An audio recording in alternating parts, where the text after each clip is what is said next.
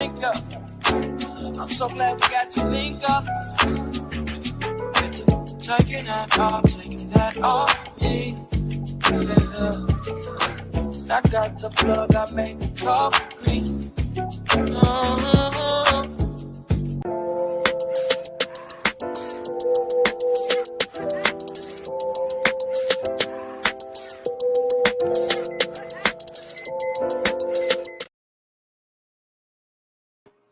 Hey y'all, what's up?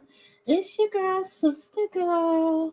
Yeah, look, I've been, anybody been following your girl for a minute? They know your niece be having chef school girls and guys and everybody. And so I'm just getting in from taking your niece to chef school.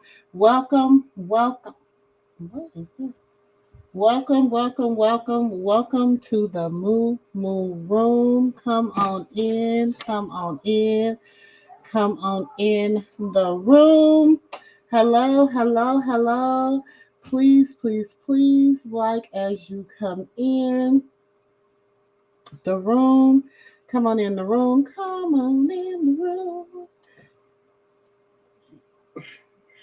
Hi, everybody. It is Thursday.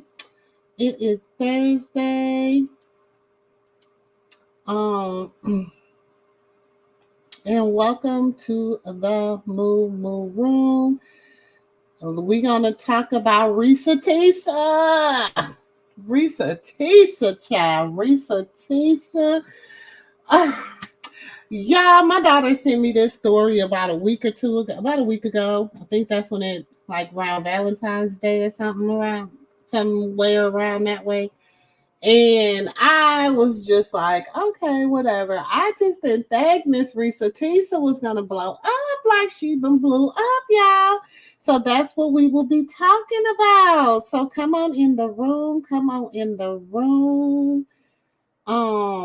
You know what? Let me do this while I'm on here. Hello, everybody. I am so happy that you guys are joining me tonight because we just need to have this conversation.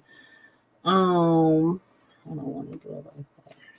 We need to have this conversation because Miss Risa Tisa said, who the F did I marry? She said, who was it? Because it wasn't who I thought it was. And I mean, some people they experience that, but baby, the web. It was, I'm not gonna lie, y'all, listening to her, I was thoroughly entertained. I'm not gonna lie, and that's probably why I listened to it for so long, because I was thoroughly entertained. I'm trying to Russia, I'm trying to mod you up, so give me 1 second so I can mod you up as soon as I can figure this out. Come on in, everybody. We gonna talk about it. We is gonna talk about it. Oh, Russia, you do got your wrench. I know. See, I'm pretty good at. I guess I do be knowing a little bit about what I be doing, y'all. So come on in, so we can talk about it, y'all. Because this is, it's been a trending topic all day. I have heard some very interesting views on it. I've heard some good commentary. I've heard some very interesting. Hey, Neff. Hey, sis. I know you probably getting ready to go to work. I know how your day goes. So thank you for tuning in. Thank you. I appreciate you tuning in for as long as you can. Please, y'all, go support the disrespect. Neff, drop your channel in the chat. It's news. It's news. It's just a fun take on news, and she's a artist, and she draws, and we just have like, conversation and drawing, conversation and drawing. Oh my god, I want earring now. Conversation and drawing is always good, and I mean the conversations be so just fun, lighthearted, good people, good conversation. So she's gonna drop it, so y'all go check her out. If y'all on the replay, go check her out. Please, please, please, please, please, please. Come on in the room, y'all, so we can talk. Let's have this conversation. Y'all, let's have okay, so I ain't gonna lie, I have been thoroughly entertained. Okay, I have been thoroughly entertained by I love you too, sis. Yes, please hit that like and that comment and subscribe button, please. Love you too, Nev. But yeah, I have been so thoroughly entertained by okay, so who we're gonna I don't even know where to start because I just don't know where to start. I just don't. Okay, because like I say, I have been thoroughly entertained. So TikTok has been trending with Miss Risha Risha Matisa. Okay. And she started with this series, Who the F Did I Marry? Okay. So and it kind of like um because she got a lot of receipts. Okay, so let's start with part one. Um we're gonna start with her disclaimer. Let's start with that. Okay, so on Valentine's Day, she decided to drop the her little thing, Who the F Did I Marry? Okay. Um So y'all, it's so many episodes, but we're gonna talk about it. We're gonna watch episode one. We're gonna talk about it, and we're gonna probably watch and we're gonna just because it's a lot. It is a lot. Okay, it is a lot. So yeah, let's listen. Hold on, y'all. I'm gonna.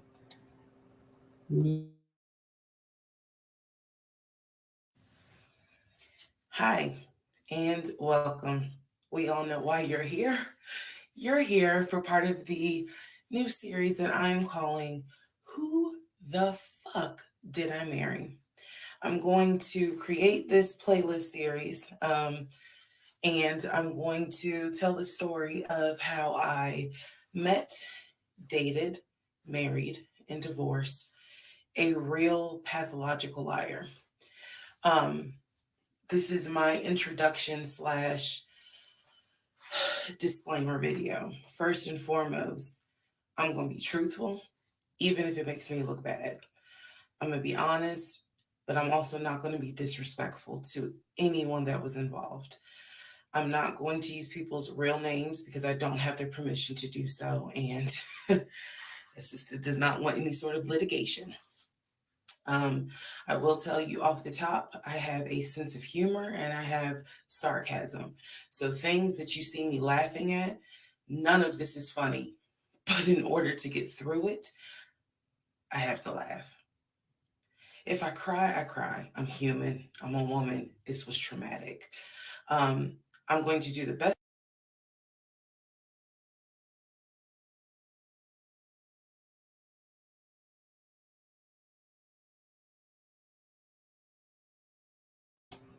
I'm gonna apologize, y'all. Y'all already know I'm in I my can to big little upload as office. much of the story as I can, because I know people get so annoyed with the follow for part four, follow me for part 17. I'm just going to do the best I can to keep uploading the videos each at a time.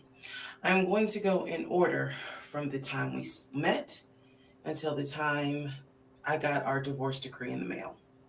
So that is a lot of time to cover. Please give me the grace to just get it out. It may not be all in one day, it may not be all in 2 days. But what I can tell you is, even if you don't necessarily see a video, I'm probably recording it and then I will upload it into the playlist titled "Who the Fuck Did I Marry?" Um, what else do I need to cover ahead of time? Because I feel like this video is important to give some sort of context, so that way when people jump into the series, they kind of can figure out, oh, let me start at the introduction video and then work my way through. A lot of the questions that you all have sent me will be answered when I start and tell the story in order. Um, Everything I'm going to tell you can be verified.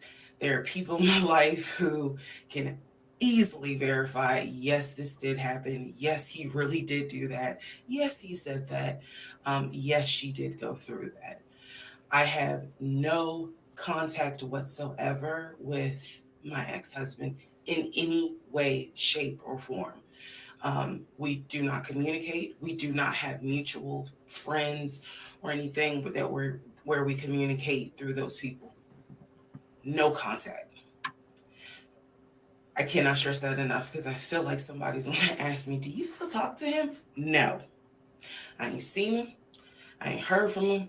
I don't want to hear from him. And I will tell the entire story up until the last time I did hear from him and what happened. Yeah, this is my story. So, I am just a regular woman who thought she met the one, and I didn't. um, Most people have never came in contact with a pathological liar. We typically come in contact with like a compulsive liar. It is not the same. A pathological liar has no reason for why they lie. And the lies that they make up, there's no limit to the lie. Um, I was once a I psychology agree. major in I undergrad. I agree with her didn't on that graduate with one. a psychology degree, but I'm very comfortable saying that he was a pathological liar. He was a narcissist. And yes, there was some mental, in my opinion, mental health issues going on. Pathological lying part, absolutely. Um, so I want to preface all this by saying, you're going to probably think, what in the world? There's no way this happened.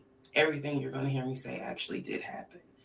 Um, I never thought I was going to be in some sort of Lifetime movie, but I was. It Um, is a Lifetime movie, y'all. so It is a I will Lifetime read the movie. comments as best I can. Like I said, I think if you allow me to tell the whole story, things will be answered. Um, and sorry, I do talk with my hands. It's a coping mechanism. So if you're like, why is she moving her hands? Um, Other than that, let's all take a deep breath, buckle in, because this was a fucking crazy ride.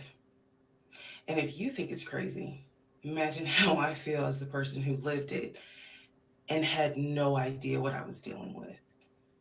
I thought I knew, but I truly had no idea who the fuck I married. You like how I twisted that? Anyway. All right, y'all. This is the introduction, so welcome. Part 1 will be up shortly. Okay. So before we start part 1 of who the F did I marry? I'm gonna say first, I'm gonna do a disclaimer. And I'm gonna say, let me just throw up this little disclaimer, my little disclaimer. The little copyright. Let's just say because we need to report. We need to talk about this. We need to do all that. Okay. I'm gonna say all this is allegedly because I don't know. I don't know. I don't know. So I'm gonna say allegedly, fair use, copyright. Please like, comment, subscribe, respect, love, and honor. Speak when you come in, please. Say hey, sister girl, or hit that like button. Either way, is appreciated. So, whew, y'all, are y'all ready? Let's get into it because I got so much to say, even about part one. Even when she started with part one, I have so much to say about it because let's do a few disclaimers real quick. Okay. We gotta remember, but we don't, but we gonna give it to her. This was in the beginning of COVID. This was in 2020. Everybody thought the world was ending. Everybody was trying to get booed up. Everybody was trying to quarantine with somebody. You know, all that good stuff. Okay. So we know this is in the beginning of 2020 when everything started. So I want to throw that little piece out there just so that we, have a little context. Hey, Mama G, welcome to the Moo Room. Okay, welcome to Grown Folks Conversation. Because we about to talk grown about this. Because baby, I mean, if we can't be grown about it, why not? Okay, so I want to also say this. Okay, by going through this, y'all, listening to this and everything, I can say this. Sis, first of all, we have to learn how to follow our women's intuition. Okay. I feel like that was a gift once, for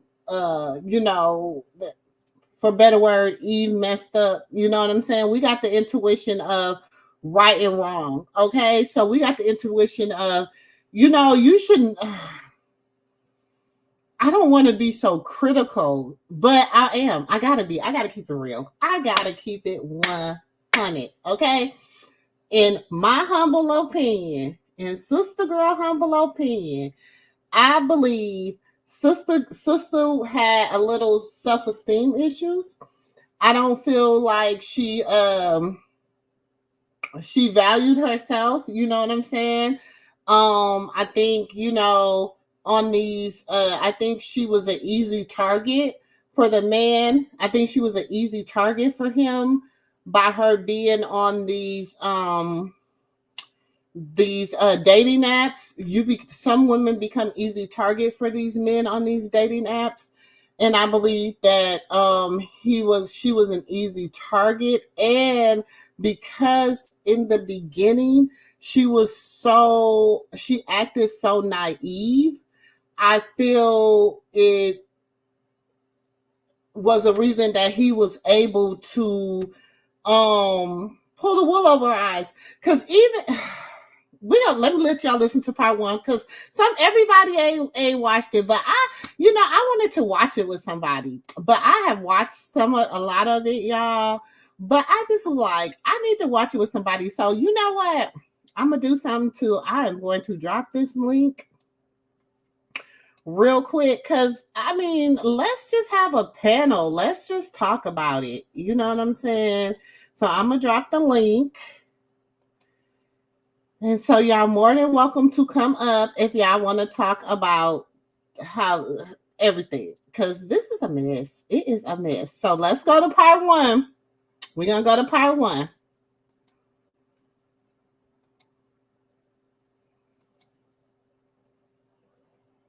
Excuse the hair, but here is part one of Who the Fuck Did I Marry? So I met my ex-husband around March 4th of 2020. We met on Facebook dating site, and we also matched on Hinge. I did not realize that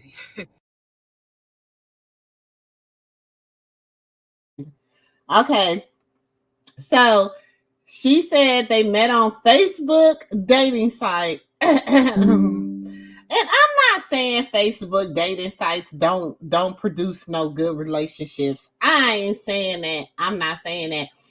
But she said they also matched on Hinge. Okay. So for y'all to match on two different sites now. Y'all matched on Facebook and then you matched on Hinge. But y'all gotta, I ain't gonna tell y'all the story. Let her tell it. Let her tell it. Let her tell it.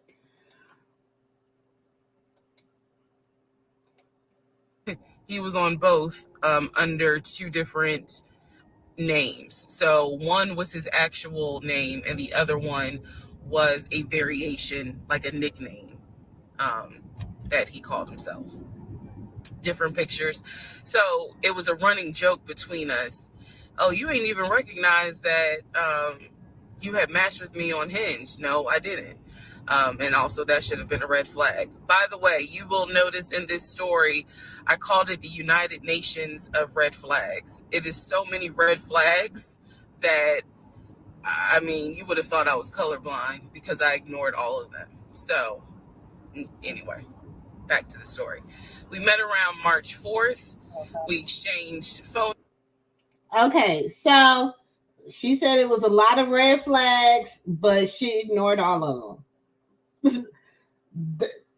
That's your first issue, sister. You know what I'm saying? Sometimes, God dang, like what you got? If you know and you know what else do they got to do? What else has got to be done?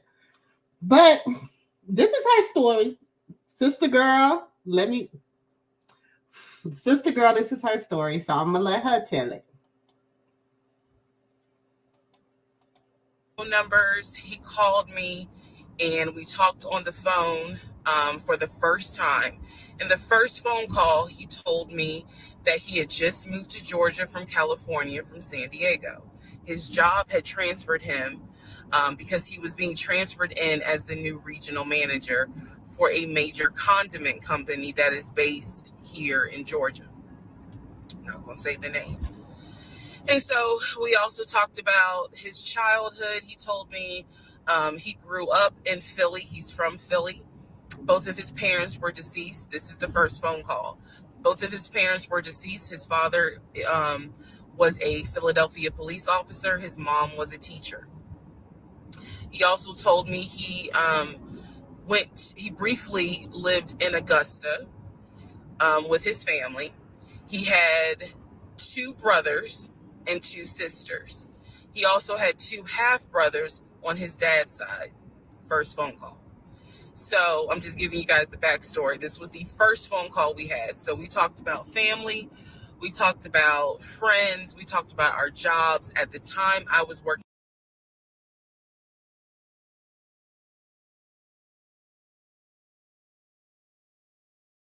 at Georgia State Patrol. And he knew this, and he just thought that was like, wow, so you work with troopers all day. Yes, I did. Also in that phone call, he explained to me that he used to play football. He explained that he used to play arena football.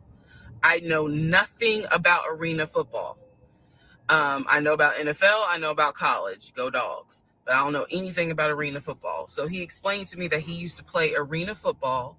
He used to work at Apple in the off season of arena football. And I remember thinking on that phone call, oh, okay, like, good for you. I don't know anything about arena football. And I believe I did tell him that I don't know anything about arena football. That'll come into play later on. So he told me, I just moved here. My job is paying for my housing and they are helping me to look for a house.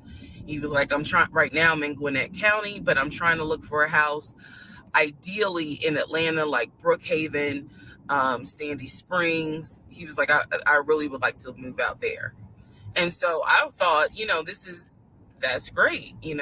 You're looking to get a house. You just moved here. He was like, I don't really know too many people here because I spend all my time at work and, this job is really demanding. So that was our first phone call. We talked more. He talked a lot, which took me by surprise because I'm not really used to men talking more than me. He eventually asked me out on a date. Our first date was set for Saturday, March 7th, 2020. He asked me what was my favorite restaurant. I said Cheesecake Factory. And so we agreed to go out at the Cheesecake Factory in a location that was in between. I lived in Clayton County at the time. He lived in Gwinnett County. I realized that if you don't know anything about Metro Atlanta, that makes no sense. But basically, we lived about 45 minutes apart. So we agreed to meet at the Cheesecake Factory over at Perimeter Mall, which is in an area, Sandy Springs, Dunwoody area. I was excited. Like, I called my friends and was like, I got a date, blah, blah, blah. We'll see how it goes. This is the thing. Okay, it's nothing wrong with her. It's nothing wrong with her being excited. It's nothing wrong at all with her being excited about going out on this date with this guy. Okay, now, this is just me. And like I said, I'm married, been married 15 years. So, I haven't dated in a long time. But prior to me even getting married, the internet is a place where you can check out anybody. So, my thing is, you could have went on Finder, what is it called?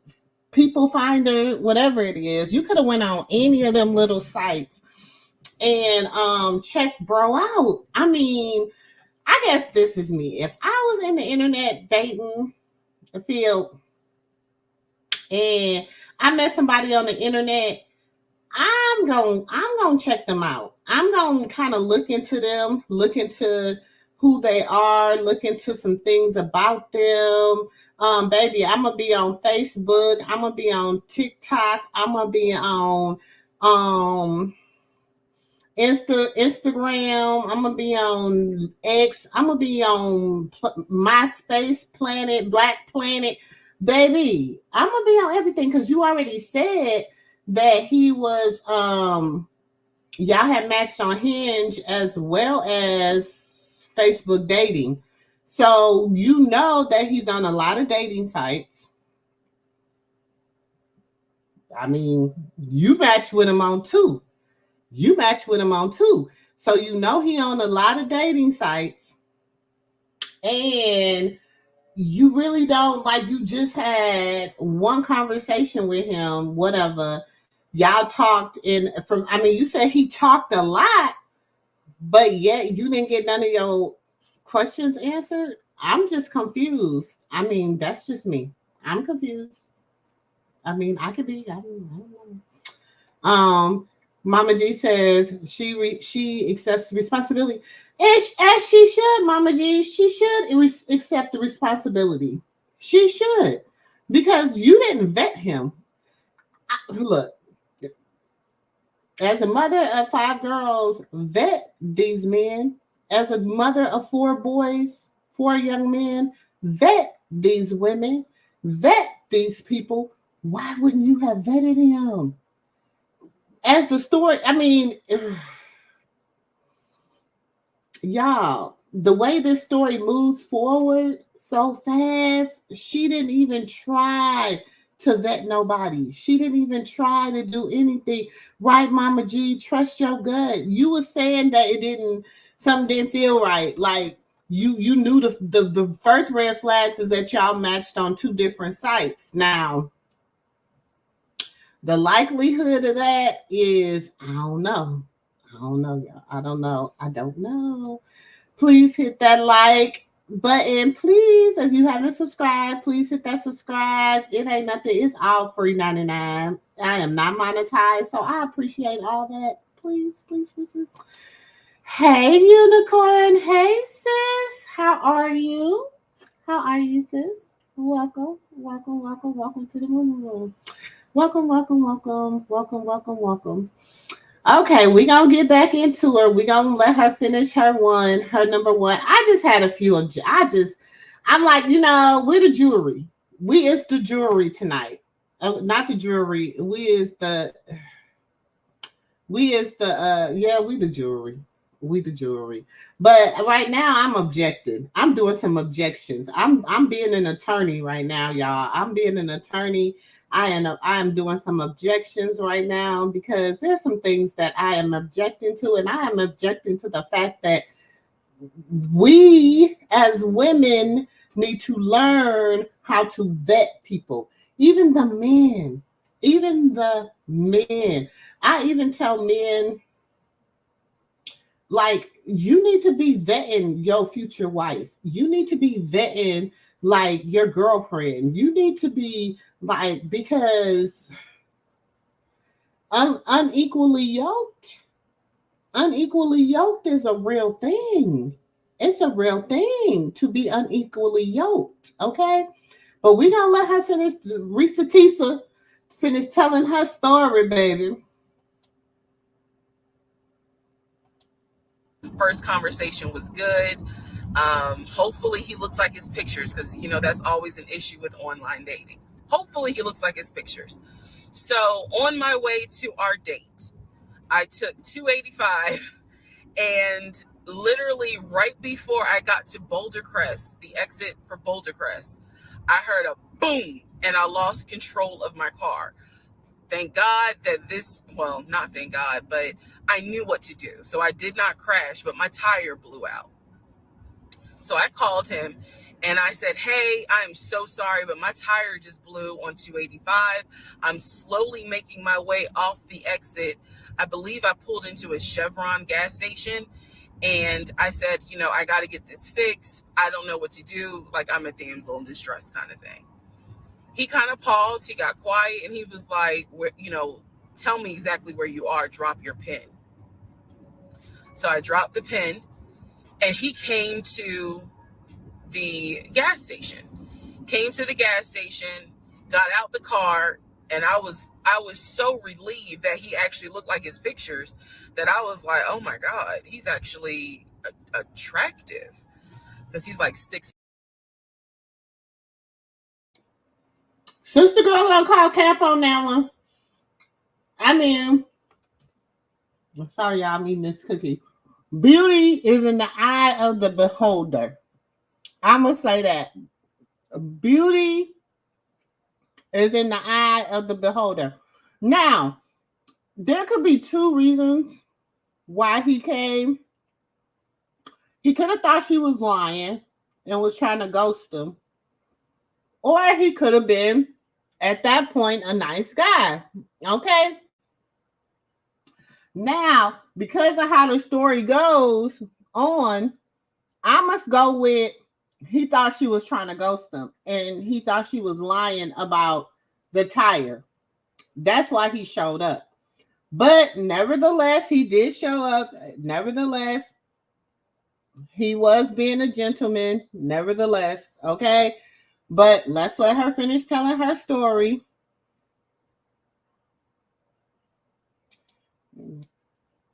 He said she met his representative. Exactly. His representative showed up. Which, I might, like I said, I've been out the dating field for a long time. So I might just be old school with it. But you're right. His representative showed up. That's who showed up in his. So let's finish hearing it. 465. Also, man, I apologize. So let me go back to the first conversation. Let me add something. He did tell me in the first phone call that he was divorced, and that his ex-wife, she had 2 children, a boy and a girl, who were teenagers, young adults. I think the girl was about 20. And he said that he had a very close relationship with his stepkids, but that he and his ex-wife had divorced because she cheated on him out in California. And so coming to Georgia was a new beginning for him.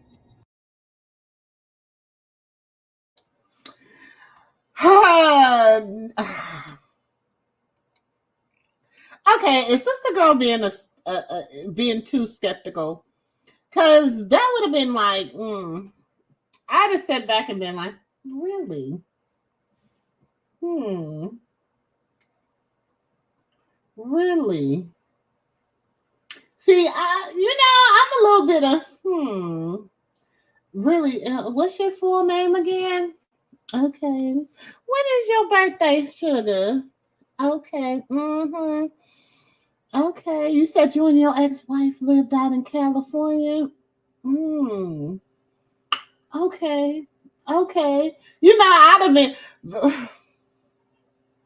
because what happens next? Why didn't she do that? Why didn't she do that? But yeah, I mean, because I didn't already watch this, so I'm just a little, ooh, shy.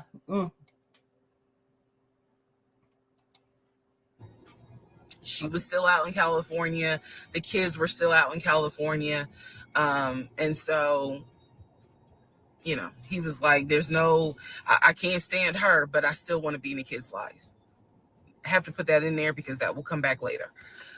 So this is just setting the stage. Again, that first conversation we talked about family, job, friends, how he ended up in Georgia, me being in Georgia, the things that, I would think people talk about in the first conversation. All right, now back to the tire blew out. So he shows up to the gas station. He changes my tire, which I just thought was the sexiest thing in the world. And then you hear that? Like us, he had her. He changed that tire. He had her. Okay, I mean, I just thought that was the sexiest thing in the world, baby. Okay, you better get your baby. Put that pocketbook up. Put your pocketbook back, girl. Because that's who was thinking it was sexy, Miss Pocketbook. That's who was thinking it was sexy, baby. It was, because you done already played the damsel in distress. So, let me, girl. And he proceeds to say, hey, I found a tire place around the corner. You need to get another tire. Like, you can't drive on this donut. So he followed me to the tire place and then helped me get a tire, paid for it. So I was definitely like, wow. You see, she said, I was definitely like, wow. Like, girl, because he paid for a tire. Like, is my standards too high? I don't know. Because I would have been like, thank you, boo. And still would have ordered the whatever I wanted on the menu with me a drink, with an appetizer, a salad, a meal, and a drink, and a dessert. Would have had me a nice little pineapple upside down cheesecake too. That's just me. I don't know. I guess I'm not easily impressed. Is that it? Maybe that's it, y'all. I'm just not easily impressed, but that's just me. And so the vibe was good. So anyway, I get the tire fixed. We follow each other to the Cheesecake Factory over in Perimeter. We hold hands walking into the Cheesecake Factory. So in my mind, I'm like, this is just this. Oh my God, I had butterflies. That's the look of a woman who had butterflies. So I had butterflies. And we go in, there's a long wait.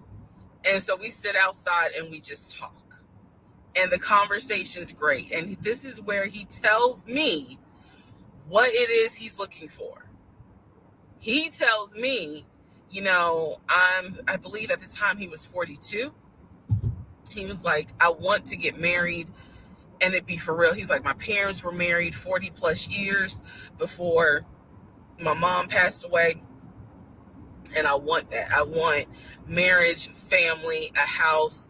Like, that is what I want. He's like, I'm as a man, I'm ready to get married, but I want it to be for real because the first time, it really hurt me when she cheated on me.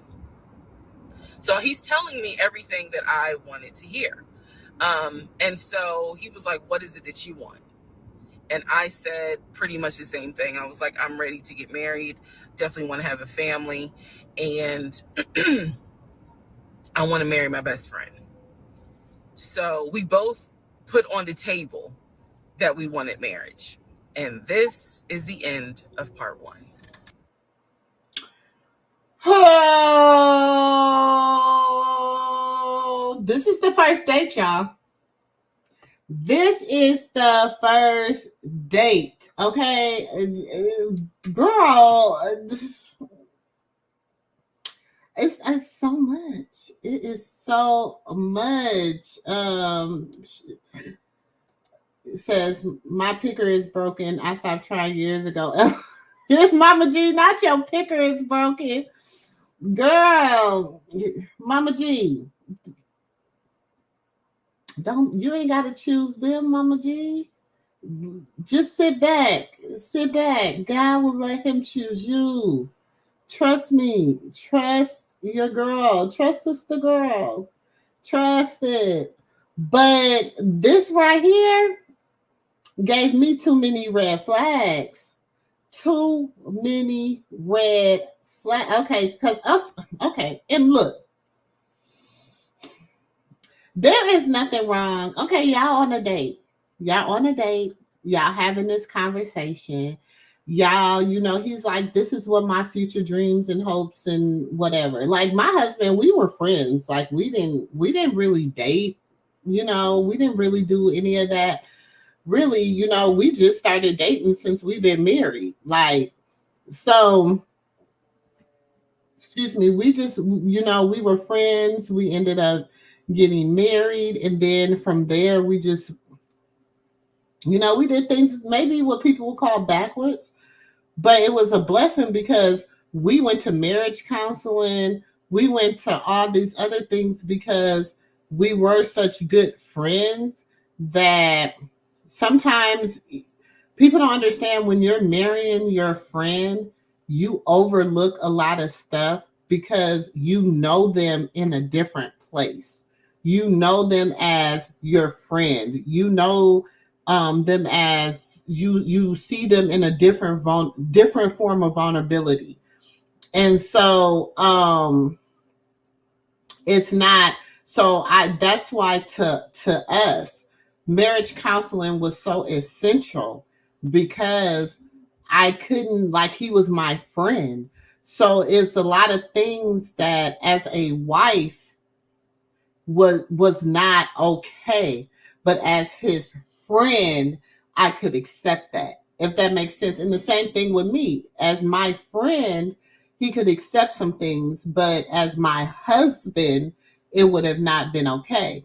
So you have to go through some things like that. So it's just interesting to me, the mindset of people that you don't think that, I personally, I am an advocate, a advocate for marriage counseling.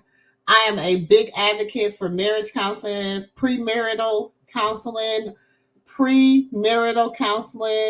I'm an advocate for premarital therapy. I'm an advocate for all that because you are becoming one with someone else. You go from being two to becoming one with someone else. And if that person, that's like one, what does it say? One grape destroys the vine. Do you understand what I'm saying? So if you're married to someone that is not compatible, you know what I'm saying? It's not going to work. It's not going to work. So that's just my piece on that. You know what I'm saying? So I feel like even with them having this conversation, okay, this is the first date. This is what, March 7th, March 9th. This is their first date, their first conversation. They're kicking it, they're vibing, all this stuff. You know what I'm saying? So, but even in that, he's telling you, this is what I want, this is what I want. And because you are in the mindset I want to be married, have babies, have a house, have a car, the simple stuff, you know what I'm saying? The surface stuff, not thinking what all entails with that. And if this person is mentally, emotionally, capable of giving you them things. Physically, okay, he was fine to you. You know what I'm saying? He was fine to you. You thought he was what it was. You liked the way he looked. He was sexy to you, all this. So this is, you're thinking with your physical attraction. You're thinking with with the physical spirit man. You're not thinking with because you had some things that was nudging at you saying, and that ain't it, and that ain't it, and that ain't it. And you steadily like, I'm riding. You got on in the car. You ain't checked to make sure it had enough gas. You didn't check to make sure the tires had no air in them. You just got in the car and was ready to pull off. You know what I'm saying? So yes, she was wrong for that. I feel like she has to take responsibility. And this is the thing. I'm not saying, people like, oh, sister girl, you can't say. I'm like, yeah, I can say she did that to herself. She did. In my humble opinion. That's it. You know what I'm saying? Because she didn't do, because I'm just saying in the era of internet, y'all, I was dating in the 99s, early 2000s, okay? And who ain't run no people finder? Who ain't run no let me see. Let me run you through the FBI, the what's it called? The database. Let me run you through the prison database. Let me run you through the y'all, nowadays you better be running them through the gay porn sites. You better be running them through the gay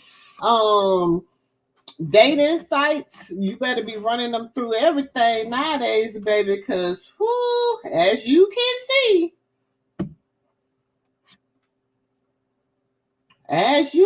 see, look, I'm like this. $24.99 for me to know for sure, baby. And I'm the type of person, I'm gonna run you. Look, my kids, my girls, and my sons, they already be knowing, like, this lady. My daughter be saying I be out here telling too much of our business, so let me shut up. But I'm gonna say this: $24.99. That ain't nothing for peace of mind. Because had you spent that $24.99 and ran his ass through that database, sis, you probably would have eliminated a lot of what you went through. I'm just saying, had you just went on and splurged on that $24.99, and see, I'm that type of person. Now, if you would have spent it, you would have known that the siblings was real. Because had you for all them people that this sister girl is gonna give you a little tool to this dating nowadays. Okay, look, get you on one of them little people finder things, right? Soon as you get to know that person, you run them through. You run their alias through, their AKAs. You listen to what people call them. When you go to their friends' houses and whatever, and you know them as Peter, but everybody call him Petey. Okay, well, shit, let me run Petey through here too. Let me see or everybody call William Bob. So you better run Bob Jackson just like you would run William Jackson. But so then you run them through People Finder. It's gonna tell you everywhere they done lived, everybody that they done been connected to, child. If they have any criminal history, if they ever been charged to anything down to a parking ticket. Look. Who? Look, my crew, then you say, okay, you know what? Billy Bob is related to Jimmy Jew, and let me look Jimmy Jew up. Then you type him in, and then it's gonna tell you who they connected to. And then you go to social media, you do your research on social media. Don't say sister girl ain't never told you. When I say you gotta have the receipts, you gotta have the receipts. You gotta, so that way, whenever he would have came to you with the BS, you could have been like, nah, bro. Or you could have just be bringing up names out of the blue. Who is Sarah? Do you know somebody named Sarah Jackson? Oh, then they be looking like, how she know Sarah? You know, yeah. And see, then they know not to play with you because they know somehow you know something. So they know not to play with you. I'm just saying. Sister girl, I'm just gonna tell you if you want to know how to do it, that's how. I'm just saying, sister. I'm just saying. You say I was unequally. Yes, baby, you can be unequally yoked. You can. You can. 2000. Oh yes, is we manifesting that. We manifesting that. It's okay because God didn't. It was a reason. Because let me tell you, I don't think nothing good that came out lately. So you had to let them, who God has for you, had to go through something. He had to go through something from now to here. So when God bring him to you, he done went through all that. And you ain't got to go through that with him. You ain't got to suffer. You ain't got to go through. You ain't got to go through. You just got to go to. You understand me? Look, I know what I'm talking about. If I put somebody together, I got a good track record, baby. If I say that's the one, I have a friend, they just celebrated their 28th anniversary, 28 years anniversary. They've been together 32 years. Who did that? Me. You know what I'm saying? Me. I ain't gonna say it ain't gonna be no good times and no bad times. I ain't gonna say it gonna be no hard times or no, desert storms or whatever. All I'm saying is good people recognize good people. So God has something in store for you, sis. Don't give up because he's coming. But the good thing is you not out here just falling for the okie doke. You not just out here just because he come, you a damsel in distress and a guy come change your tire. Now y'all talking marriage. Come on, I'm just saying. She sure should have done her homework, baby. I'm telling y'all, look, what is $24.99 versus a lifetime? That's all I'm saying. $24.99 versus a lifetime. Me, I'm gonna take the $24.99, Alex. That's what I'm gonna do, and I'm gonna run that through that database, and then I'm gonna say, look, like I was, it tells you a lot about a person. I'm telling you, when you can find out, like you can look at where they used to live, you can look at the environment they come from, you can go to their family, social media. Yes, I got 5 daughters. So that's all I'm gonna say. I will run you. Trust me, I have some friends that'll call me and be like, "Can you run this through the database for me and see? Da, da, da, da, da, da. Can you run this and see if this is this? Can you run and see if he got a divorce yet? Can you run and see if yeah, baby? I would have ran all that for you. See, you need a friend like me, Risa, because I've been like, girl, what? Who is he? What y'all talked about? You talked about y'all getting married on y'all first date. Girl, give me his information. Let me run him. See, that's the kind of friend you need, a friend like that. I'd have been like, girl, let me run. Oh, girl, no. Let's run this person, girl. We would have got rid of him real quick. You said it's all good. It's coming. God's timing. I'm telling you. I remember telling God before I found, like I said, me and my husband was friends. But before I knew, like before anything with us, like before I was dating, I was, I had went through a terrible, terrible relationship. and my son had just passed away. And so I just was in a point where I just didn't want to date no more. I didn't want to be around. I just didn't want. I just was like, I had really told God that I gotta turn it off because it's scaring me a thing. I had really told God that I was at a place in my life where I was willing to be by myself. And I was like, Lord, I'd rather raise my kids. I had 2 kids. I had 3, but my baby had just passed away. I had just finally got mentally and emotionally free from a relationship that had kept me bounded for years. And so I had told God, I said, you know what? I am okay with being by myself. I'm okay with doing this by my. If this is your will, God, let it be your will. And, just equip me to be able to handle it. So, and when I'll never forget, I had just opened up my beauty shop. Well, I had opened it up, but I was just renovating my beauty shop. And I was in there painting my shop.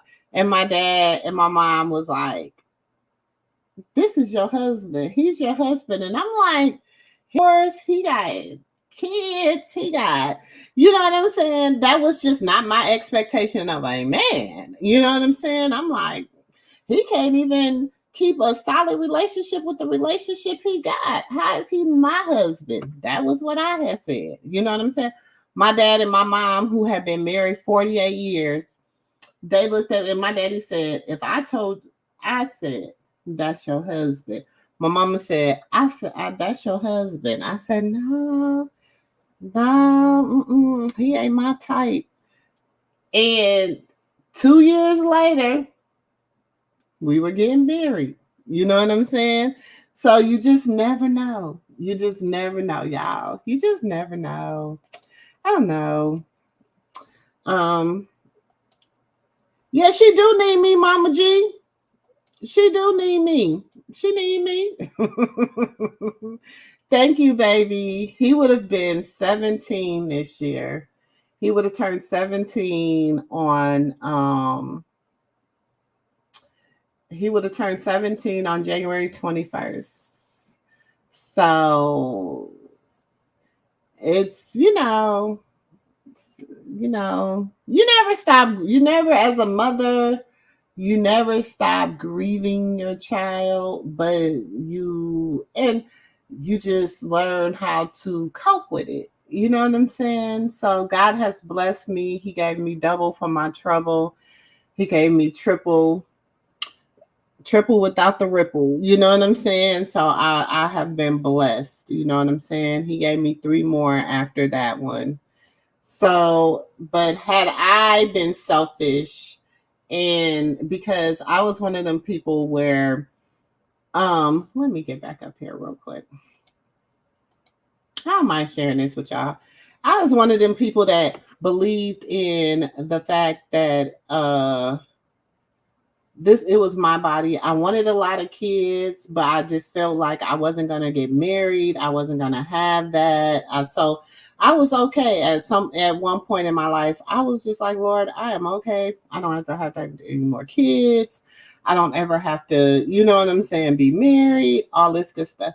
And God was like, no, I have plans for you.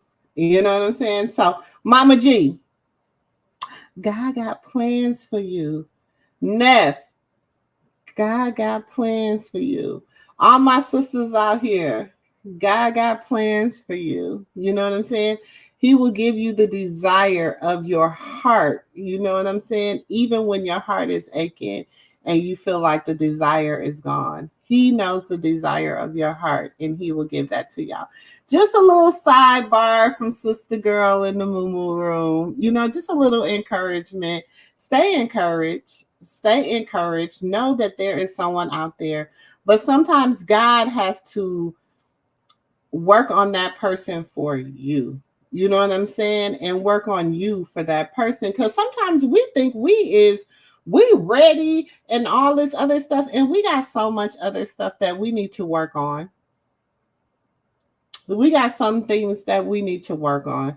So we have to just learn how to be honest within ourselves. You know what I'm saying? And understand that we have some things that we need to work on, and that in order for us, and even with me being married, I mean, I've been married to my husband 15 years. You know what I'm saying? We've been friends 17 years.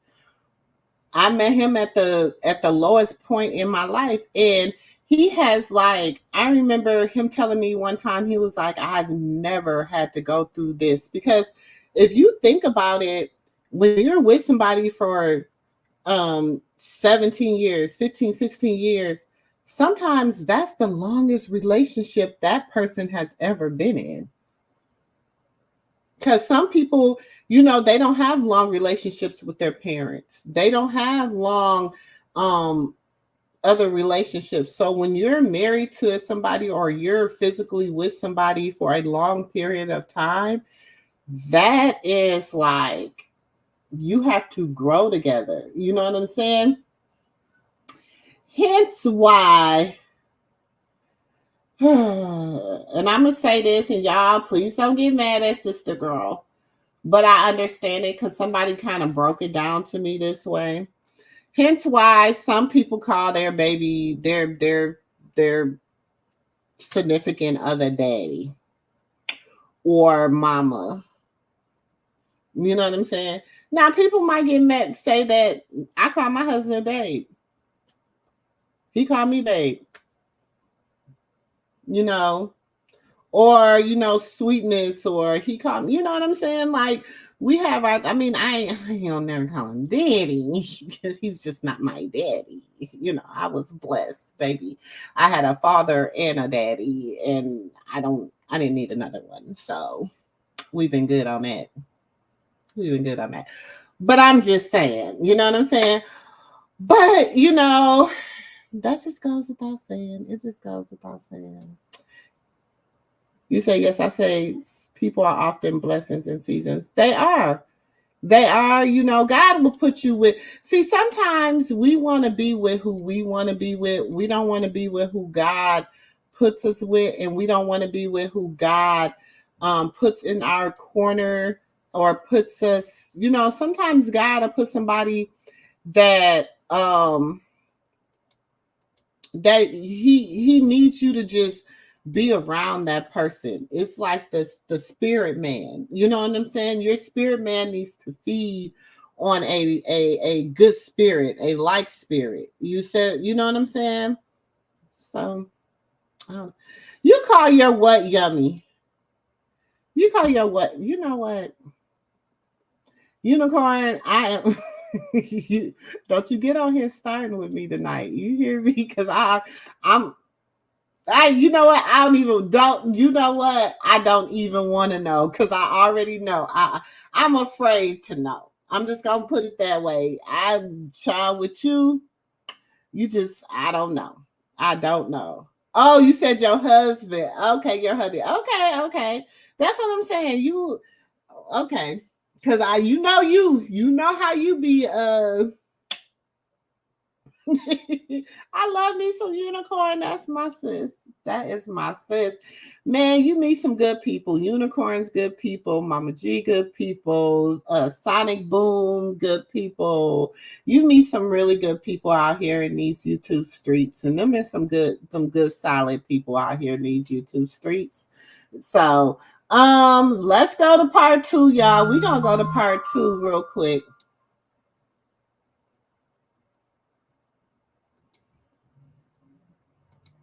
All right, who the fuck did I marry? Part 2. So we both put on the table what it is that we wanted.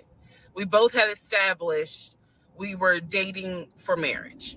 We were not dating just to date. We were not trying to be friends with benefits, and none of that. So the dinner at Cheesecake Factory went really well. We laughed, we joked, we talked about people, which is kind of up my alley. Okay, like I said, now this is your first date. So she's like, we both established we not just dating to date, we dating for marriage. I understand this. But is this a first date? I don't know. Like I said, y'all, I've been out the dating scene for years, and I didn't really date. You know what I'm saying? My husband, we was friends. You know what I'm saying? So it's a little different. All I'm saying is that was quick. Y'all already y'all. Mm. Allie, my sense of humor. It was a good vibe. So at the end of the date, or excuse me, at the end of dinner, we sat in his car and he played this song for me by John Legend. I don't know the name of the song. By the time this video posts, I will put the name at the bottom. I can't remember the song. I just remember that John Legend was talking about, I think I met my wife tonight. And I thought it was a sign. So I was like, I'm saying, girl. oh my God. So anyway, we ended up sitting in the car talking just about life and experiences until about midnight. So during this conversation, he again is telling me how it was, what it was like living in California, how he went out there. He went to San Diego State. He played football for San Diego State. He talked about how, life. Again, I'm that type of female that, oh, you said you played football for San Diego State. What year? Baby, I'm looking up the roster. I'm looking up the roster. Do you hear me? I'm just saying. That's just who I be. You know what I'm saying? Oh, you said you played for San Diego State? You said you played arena ball? Okay, let me get on. When I get home, I'm going to be, y'all hear my keyboard tapping? That's what your girl gonna be doing, tapping that keyboard, because I'm gonna be finding it out. But that's just me. That's just me. I don't know. That's when he joined the company.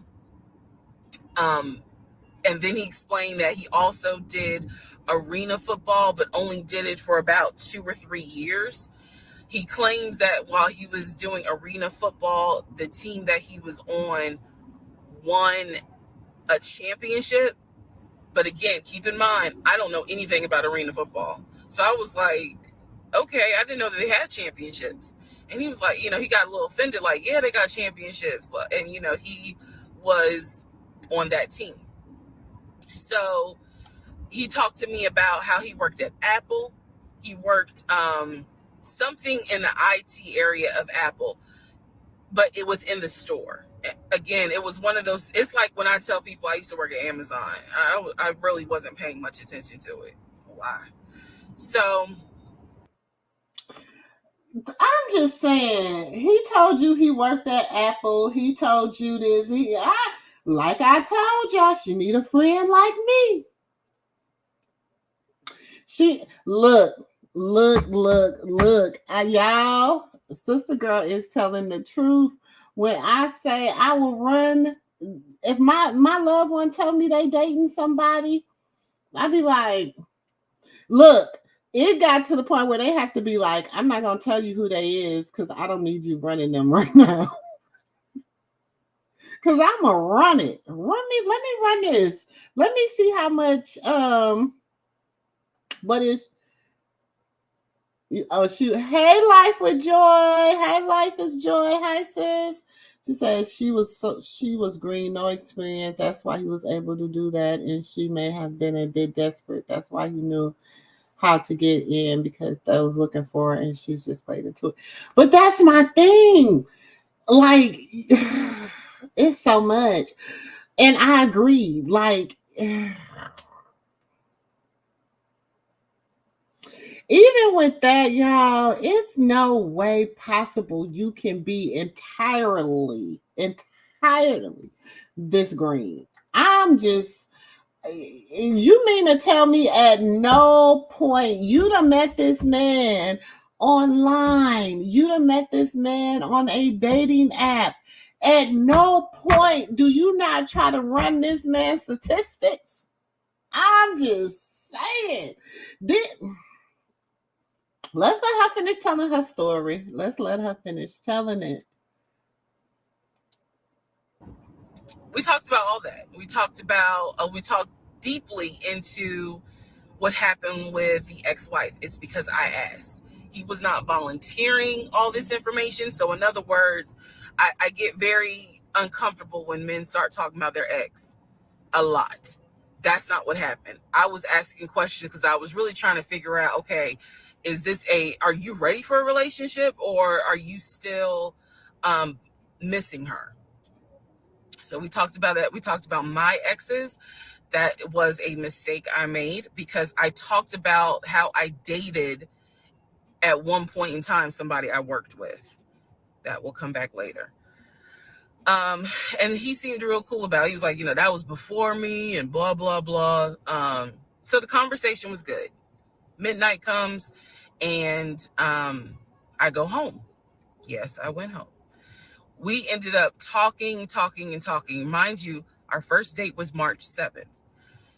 And within about 2.5 weeks, Brian Kemp, our governor, shut Georgia down. We were going to be on lockdown. So during those 2.5 weeks, we talked every day. We went out again at Red Lobster.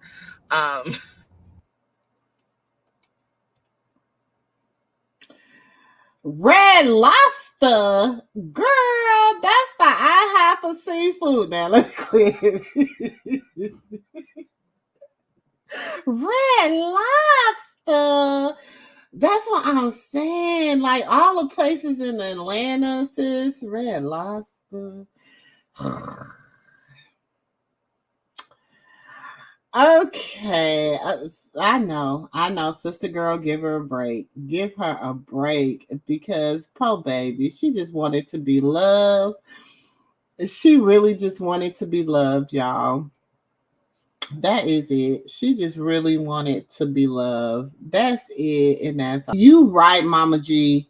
One sees what they wanna see. You is 100%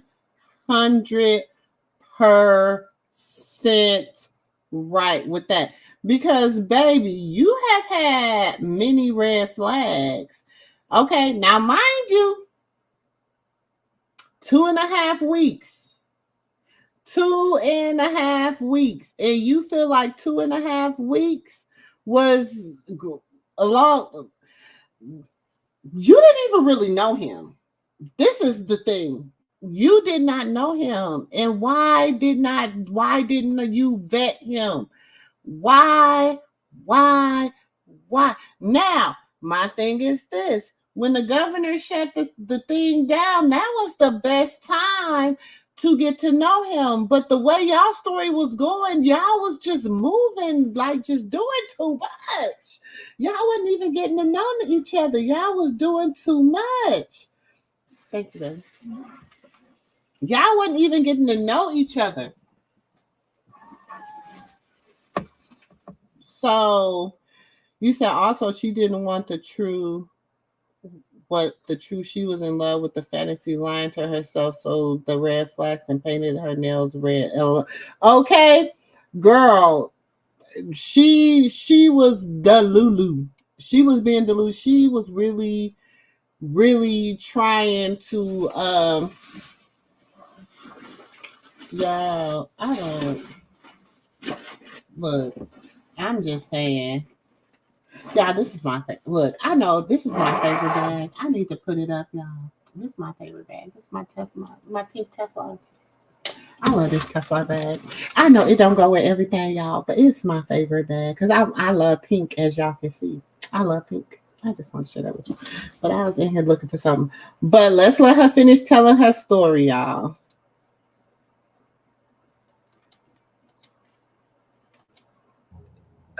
I remember Red Lobster. But everything was going great. The issue was where are we going to quarantine? So the question was, are we going to quarantine at his place, which he had like a First of all, why is y'all having the conversation of where y'all going to quarantine and y'all only been knowing each other for 2.5 weeks? Why was that even a conversation? This is what makes me think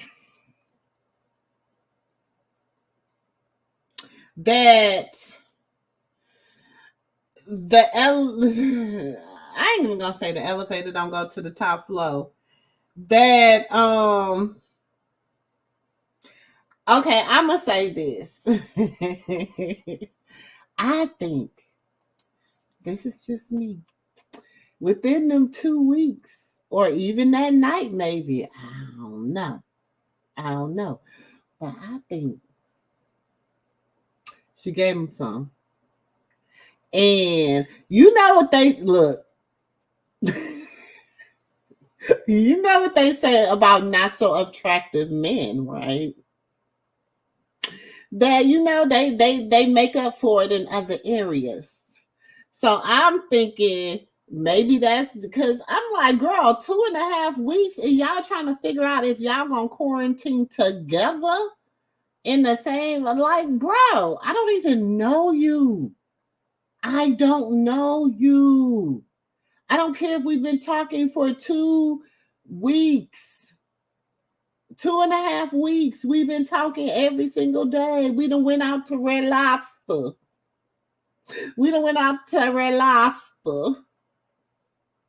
So because we done went out to Red Lobster, we done went to Cheesecake Factory and Red Lobster. Baby, you is a baller. Girl. Whew.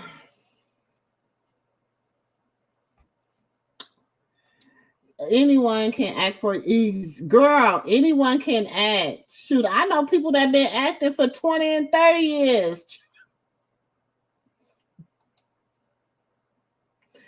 Big mistake. Like, girl, exactly. Keep your germs over there. How is you talking about some we trying to decide where we gonna quarantine at? Why is y'all trying to decide where y'all gonna quarantine at and y'all been only knowing each other for 2.5 weeks? Somebody help me. Am I missing it? Is it just me? Maybe I'm too old fashioned. Maybe I don't know. Maybe I'm a 70s baby. I'm an early 70s. You know what I'm saying? Maybe, I'm a 74 model. Maybe we just do things differently. I don't know. But that's just not, baby. What do you mean? We got to see where we going to quarantine at. Now, when she said that, y'all, I ain't gonna lie, I was triggered. I said, girl, I want, Risa, I just want, girl, I told you need a friend like me. You need a friend like me. Yes, stranger danger. Yes, Mama G. Girl, look, I ain't want to skip around and show you what he looked like, Mama G, but I'm going to have to show you what he looked like, girl. Look, I ain't even want to go there yet, baby. But show you what he, let me find it. Hold on. I was looking for something in my purse. Give me a second. Let me show you what he looked like, honey. Let me see.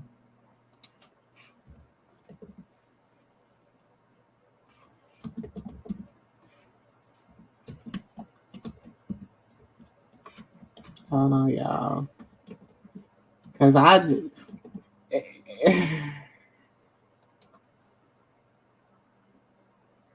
Because he spoke out, honey. He said he had something.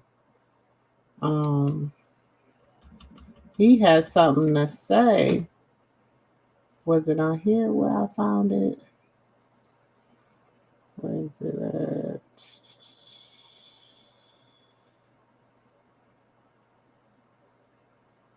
Okay. This is him, y'all. Hold on. Oh, shoot. I got to get back in here. Hold on, y'all. I done hit the wrong button. Y'all know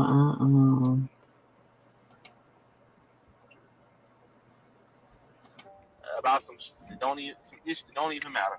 Trying not to cuss. So, and you know what? I talked to her and apologized for my part, and she had a bit of a smug attitude. But this ain't why I made the video. I mean, I was in an interview today, and the lady had a real smug attitude about talking to me, like having to talk to me. As her boss was like, "I think we're bringing this guy on, and I want you to talk to him." She had a smug attitude, like, she better than me because when she asked me where am I working, I'm working at a temporary agency right now, But that's all water on the bridge. I ain't gonna let her block my blessing. But again, don't be so smug. If somebody trying to apologize for they wrong and you wrong, accept their apology and go and apologize. That's number one. Two, don't be so smug. It always gets rubbed in your face. I used to be that guy. I used to be real smug at times about certain situations, and it got rubbed in my face big time about 10 years ago. So I learned this lesson, but I felt like somebody need to hear it. And if you want to get at me on my page and say, hey man, I'm happy to explain the situation for you and tell you exactly what I'm talking about. But for real, don't be so smug. Don't be such a-hole. Really, it's too much of that going on now. If we all treat each other a little better, it'll get a little better. Jesus, y'all excuse me, I'm trying to find a parking space. That's my own job, man. Pulling in here, I can't even. No, everybody ain't back on time. Hell no. And if you got a significant other, and I don't care what y'all been talking about, whatever. Hell, I ain't put it out there. I ain't even got an argument with my significant other this morning. So that's him, child. That is him. That is him. So I'm just saying. You said during COVID, yeah, like you was doing too much. You said COVID had people together that girl, the vid had people, I don't know. Like, yes, you didn't see the picture of what he looked like, scammer and unattractive. He good. Yes, girl. How could you? I'm just saying. That's just me. Don't even matter. Who would let somebody like this scam them? That's just me, y'all. That's just me. How? First of all, he don't look like he wouldn't have gave me VP. He wouldn't have gave me a VP of no company. He wouldn't have gave me girl. How was he able to scam her? When I seen his picture, when I seen what he looked like, I was like, say what? I'm like, girl, because I thought it was. I just expected more. I just expected more. I just did. I expected more. That's it. Hey, Russia. He said, I had a COVID fling, but I mean, yeah, Joy. I mean, but look at him, Joy. Joy, come on, sis. Come on, Joy. I mean, yeah, COVID fling. I get it. I do. But baby, girl, when I seen that, I said, You said the last one was the ugliest.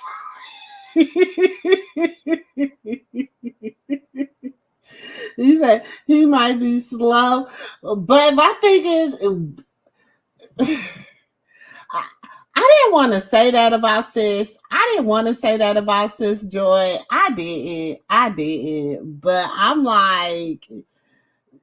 just gonna say this. She ain't the brightest crayon in the box. Sis is not the brightest crayon in the box. Like, I don't know. She not a yellow. She not an orange. She just not it. It's like how, like, he don't, but look, I mean, okay. Let's just take out what we know, okay? Let's just take out what we know.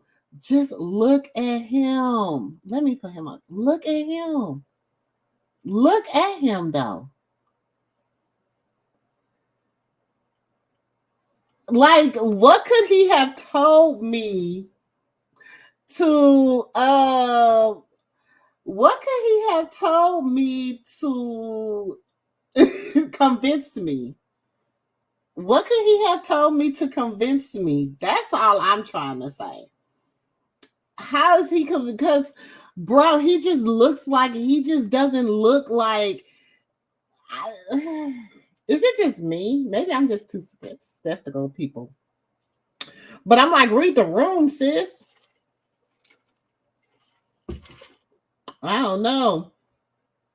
He just saying, I don't know. Yes, y'all, please hit that like button, please. It is free. It's free. It's free. Oh, yeah, that's what she said. That's what Joy said. Yes. Joy said she had a fine F-boy. At least he was fine, Joy. At least he was fine. Goodness. This one, he ain't even giving it to me. He said his facial scar, his whole just baby. And she talking about he was, remember when she said he pulled up and he looked just like his picture? He was fine. And I'm thinking like, baby. So when I look, let me get up. Y'all, I thought he was gonna look like you know, I really, okay, y'all want me to be honest? I thought he was gonna be an African. I was like, did she get scammed by an African? That's what I was, you know, like listening to the story. I'm like, dang. Did she, you know, get married for a green card and get scammed by the African man? That's what I was thinking. But I'm like, no, she got scammed by a regular smuggler Negro. By a regular smuggler ninja. Literally regular smuggler, baby. Cause like, that's what she. Yes, that is what she's simping over. That right there, that is him. I understand she wanted to be loved, Mama G. I know she wanted to be loved. Yes, it ain't nothing. It isn't this. I understand she wanted to be loved, but baby, why is y'all trying to figure out where y'all gonna live at? And y'all only been knowing each other 2.5 weeks. What in the world? Like, you know, I'm gonna need you to take a COVID test every time I see you. I'm gonna need you to, you know, we would have been working that out during the COVID. I understand dating during COVID had to have been stressful. I know it had to have been stressful. But baby, to move in just because the governor was shutting it, because remember when they first shut the world down for COVID, it was only supposed to be temporary. Remember, it was only supposed to be like what 21 days or something like that. I think it was like 20 days of shutdown, 21 days of shutdown or something like that. So why would y'all even thinking about moving in together? And y'all had just met each other. That would have been giving y'all more time to court, more time to, you know what I'm saying? But like I told y'all, cut this camera on. Like I told y'all, I think, and I'm just, you know, using my brain. I think she had already slept with him. And so he had put it on her. But even,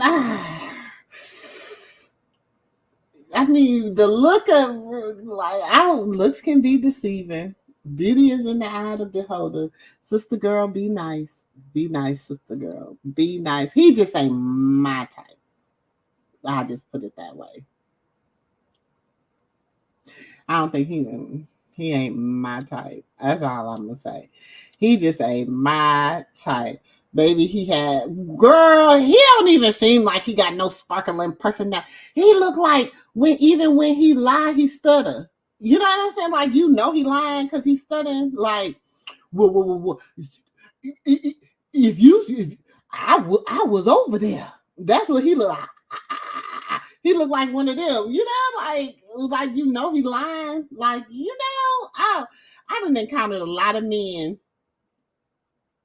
in these 50 years, baby. And he just looked like one of the ones that lie and stutter. He looked like his shoes smell like corn chips. He looked like he just says, what is it? What is it?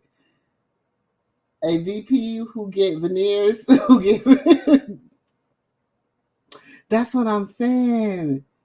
You said, look at him. I'm just saying, look at him. Like, I'd have been like, I guess my flags, it's like, people like, I'm like, I read the spirit realm.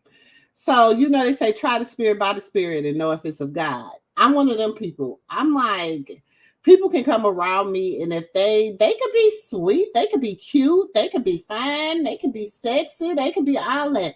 But if they have a nasty disposition and a nasty spirit about them, it's not good. In the opposite. You know what I'm saying? They could have such a good spirit and good whatever, but they're not physically attractive. You know what I'm saying? That's okay. For him, I'm not getting either or vibe. I'm just not getting he was, because he came and changed the tire. He took her to the Cheesecake Factory and he took her to Red Lobster. Okay, he a winner chicken dinner. I guess it depends too on what your, where you said it. That's all I know. I'm shook because how ex girl. I'm like, he just not it. He giving me Marcus hips. Do y'all remember our girlfriends when that's who he looked like? Remember on Girlfriends when Joan was dating Marcus with the hips and he wore a girdle? Ain't that who y'all? Ain't that who? That's who he. Yes, that's it. He give me Marcus hips. He give me Marcus hips. That's what he give me. Baby, I would have swiped right, swiped on past it like bloop, bloop, bloop, bloop. Hey, baby. I'm just saying, I'd have been like, boop. I'd have swiped all right past his ass. He just give me Marcus for y'all. That's one of my favorite Girlfriends episodes too. When she find out Marcus that her boyfriend wears the girdle and he got them hips, and baby, yes. I got them baby making hips, Hey, I used to love that song. He said, please, y'all, hit that like button and subscribe, share, all that good stuff. You said I didn't even go visit my mom during COVID. Exactly. So my thing is, you ain't even know him. How you just gonna be moving in with somebody during COVID?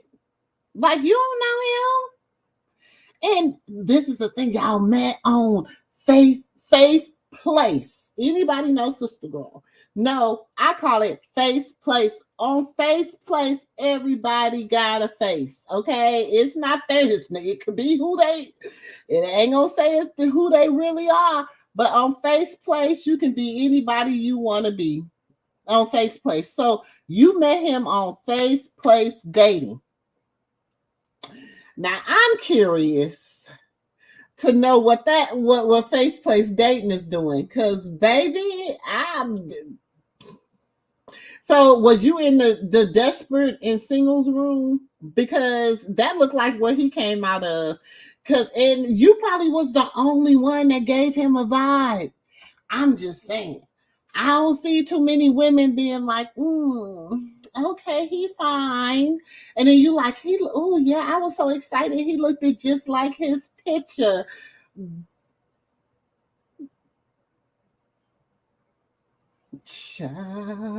Mm-mm-mm. That's all I'm saying. Looks ain't that deceiving at all. At all. Don't he look like he look raggedy? He look raggedy. I ain't trying to judge my brother. I'm just saying. My first impression, I'd have been like, I'd have ate at the Cheesecake Factory because I like Cheesecake Factory. That's me and my husband's spot, baby. We still ain't tried the whole menu. And Cheesecake Factory is expensive. That's why I didn't understand that time that girl was going off about going to the Cheesecake Factory. Girl, every time me and my husband go to the Cheesecake Factory, we spend $150, $160. So I just don't understand how, what you thought. You know what I'm saying? I mean, this is my thing. All these females want to go to the top of the mountain. They want to go to the top of the Empire State Building and eat lobster and lamb chops and all this good stuff with purple and pink and green and blue hair, some stilettos with a bad BBL. Baby, I'm just gonna tell you. They might take you there, but trust you me, it ain't gonna mean nothing. It ain't about no statue. A real man likes his woman to be presentable at all times. He likes, see, when you roll with money, you look like money. You act like money. You know what I'm saying? You don't. That's a thin line. And I'm just saying, he didn't give me money. If I would have met him, he couldn't have told me that. I would have been researching the shit out of him. I'd have been, girl, I would have been researching. You met him on Face Place. That's where you should have started. But I think the first night he put it on her. I'm telling y'all, I'm convinced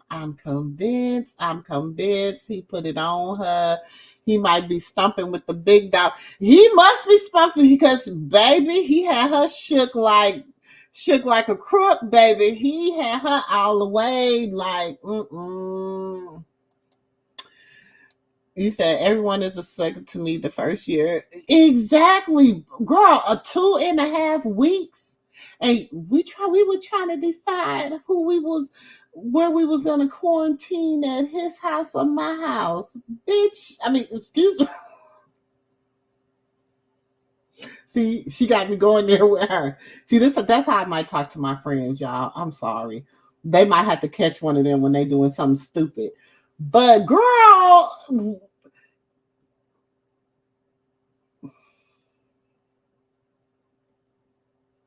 I'm just gonna let her live. I'm gonna let her live. Let's finish hearing what the recent look. I'm gonna let her live. She probably was used to nothing, but do he look like he could get? I guess I just can't get. Why are you laughing at me, Mama G? I'm serious. I am, y'all. I need to be her friend. I need her to sit down and talk to her. I needed to know why she did what she did. Like, I understand she gave us 57 versions, 57 pieces of the story. But all in all, sis, like, look at him. He couldn't have told me. He couldn't have even told me white bread had yeast in it, baby. I'd have been like, let me check that out. He couldn't have been like, the store on the corner closed at 6. Let me check that out. He just looked like one of the ones you gotta check it out. I don't know. I just don't know. I'm just saying. Exactly. And we get it. It's the year of the microwave babies. You know what I'm saying? So microwave babies have a lot of microwave relationships. Y'all, people spend look. and I know somebody gonna get mad at me for saying this. People spend so much money on stupidity. You know what I'm saying? You sitting up here worried about everything else, but you did not vet this man. You didn't vet him. And then you talking about we about to move in together? She could have been my friend. Baby, she could have. Because, baby, COVID or not, I'd have been over there with my mask on, sitting in the living room. Like, bro, bro, what you do, bro? Who your friend, bro? Yeah, I would have been her. I'd have been her. Yes, I am that friend. Where they be like, don't bring your friend around. No, all my friends, boyfriends like me, they do, because they just know I'm front. I'm a front. You know, if you a fuck up, you a fuck up. If you messed up, you messed up. Like, I don't know. That's just me. I don't know. Okay, I know about the dating part. These folks, girl, yes. She need to wear some glasses, some bifocals. She, first of all, like, okay, we can say this, and I can say this honestly. I feel like she was invested in lust versus love. She didn't know this man, so I can't say that she really loved him. But she was very much lusting after him. She was very much in lust. And, maybe she ain't had her back blown out in a minute. You know what I'm saying? And he blew the back out. He put it in work. He blew her back out. So she was like, oh, I love he so much. Maybe that was it. But he just looks like a liar. He just doesn't even look like, I don't know. He said, I met a fling on Face Place. Okay. I'm just saying, Face Place is a place where everybody had a face, baby. Look, you can be anyone you want to be on Face Place. Because they are. You know what I'm saying? I be so amazed that people be on there. They be throwing all these expensive baby showers, all these expensive this and that, and they got a pot to piss in or a window to throw it out of. But long as Facebook seen it, that's all that matters. You said at least one part was worth knowing. I mean, I think that's all it was. I think that, I'm just saying, we can, but then again, like I said, beauty is in the eye of the beholder. So maybe that's what she considered to be fine. I just would have been like, that big old gap between his teeth. Now, y'all, look, don't get mad at me, because I know when somebody about to get mad at me for saying this. But I've been like, do he lie? You know how your granddaddy used to say, your grandmama, them, the old school wise tell people with gaps in their teeth, they could tell a good lie. Look at that. Look at that tooth. You could put almost a whole nother tooth in that tooth. I'm just saying. I mean, that would have been there. I don't know. I'd be just doing the little signs, the little old wise tales they used to tell us back in the day on, the little red, like, you better check his story if he got a gap, baby, because he might be telling you a good lie. I mean, that's what they used to say now, back in the day. I don't know. You can, Mama G. You really can be alone and enjoy your own company. I enjoy myself. I love taking myself out on dates. Girl, I am the best date. I love dating myself, baby. And I got a whole husband. And I remember when me and my husband first got married, and one day I had bought him, I like, for different things, I would buy him gift cards.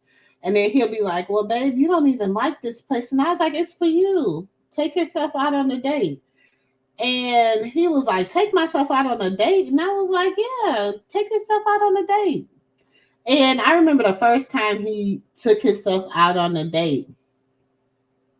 And he called me. He was like, babe, like, dang, I was like, man, how does it feel to date yourself? Like, you have to, sometimes you have to date you, love you, man. You can't love, and that's the thing. Sis didn't love her, so I don't know who she expect to love. You know, I guess she expect Logan to love her too, but I guess not.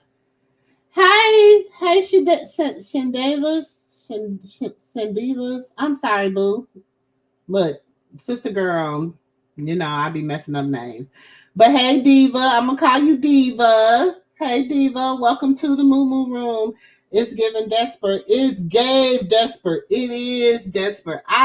But even in the desperation, why didn't you vet him? I just feel like in the days of the internet, see, full disclosure, when I was dating back in the 90s, in the early 2000s, for the early 2000s, in the 90s, in the early 2000s, in the 80s, late 80s, you know, we didn't have this. We didn't have, you know, I think Black Planet, we had MySpace and Black Planet came along.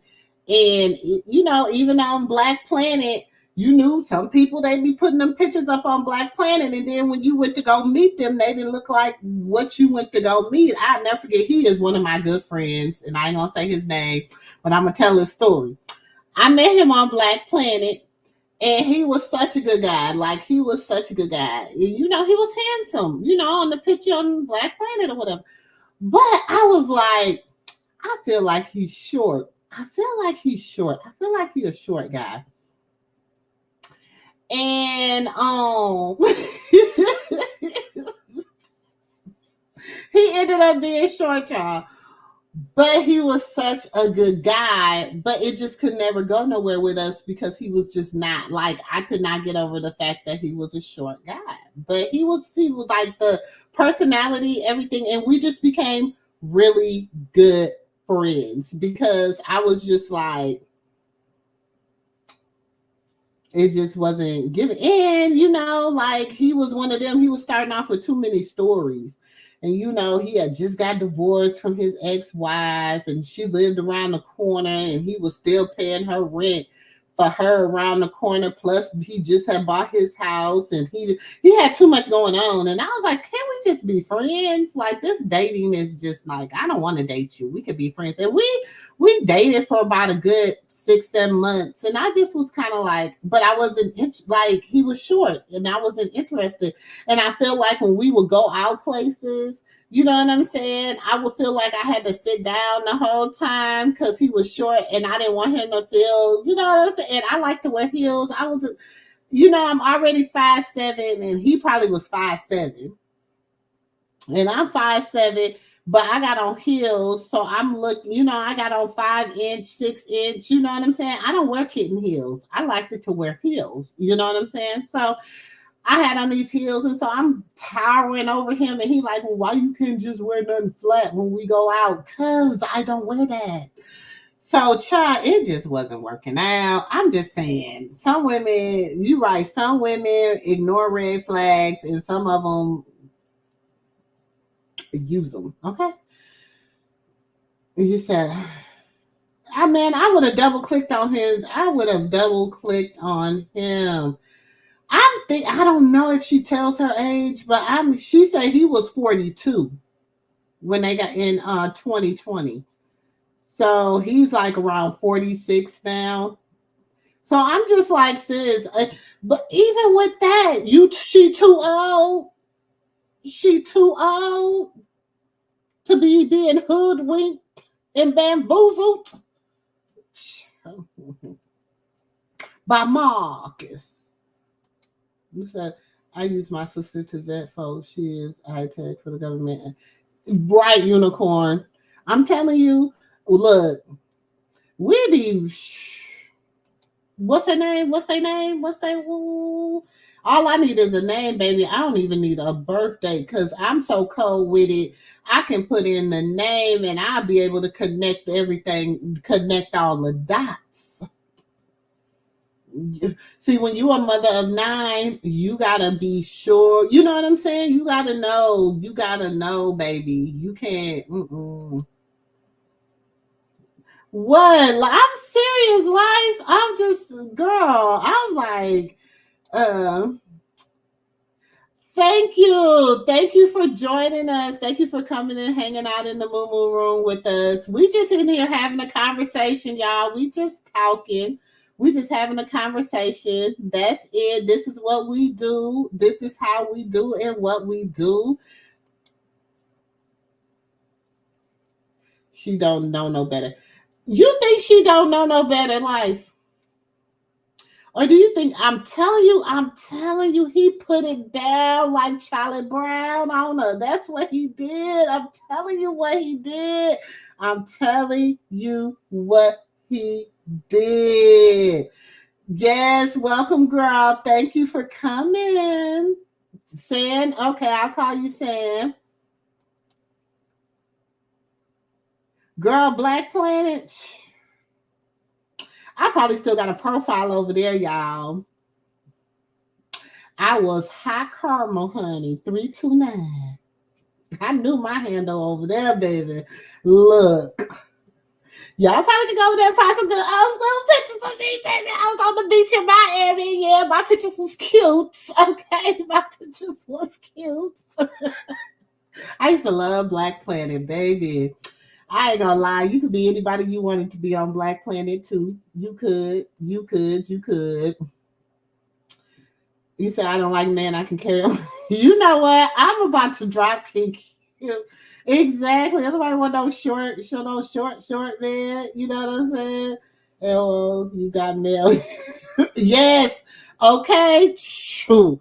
That you got mail? Yes, baby. I'm telling you. It said slow down on crap. It was a slow down on crap. But I love, man, I'm telling you, okay. That was your little Black plant. I'm telling you, them Black Planet handles back there, baby, in the early 2000s. Look, I transferred from Minnesota to Florida with my Black Planet, baby. I was worldwide. You hear me? Like Black Planet. I used, when I say I was that deal on Black Planet, baby. Look. It used to be like ding, ding. Yes. Love me some Black Planet. Child. Let's see what else Miss let her finish telling her story, y'all, because she had just pissed me off. But I'm gonna let her finish telling.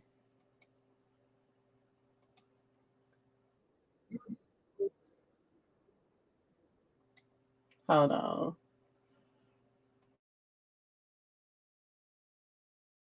He was staying. I was like, it's like a studio apartment, but he kept telling me like this is temporary because I'm looking for a house. Like he showed me the email from a woman who worked at the company where she was out on maternity leave, but she was putting him in contact with a realtor to help him find a townhome or a single family house. So I was just like, okay, this is definitely temporary. Like he's not trying to stay here long term. And she was apologizing in the email. I'm so sorry, this should have been taken care of before you got here, but it wasn't. Da, da, da, da, da. I saw the email. I read it. I read the email. So the decision was, we're going to quarantine at the studio or we're going to quarantine in my house? First mistake I made. Well, there's a lot. So that was her. So she gonna get mad when she was the one that was like, is we gonna quarantine at your house at the studio? No, bro. I've been like, you at your studio apartment? That's so nice. You gonna be there until you get your house? That's nice. That's just enough space for you. That's just enough space for you. You go right ahead, like Legion, and you stay right over there at your little house, and You tested negative this week. Okay, come on over. You can come and hang out with me if your test came back negative, whatever. You only knew this man 2.5 weeks.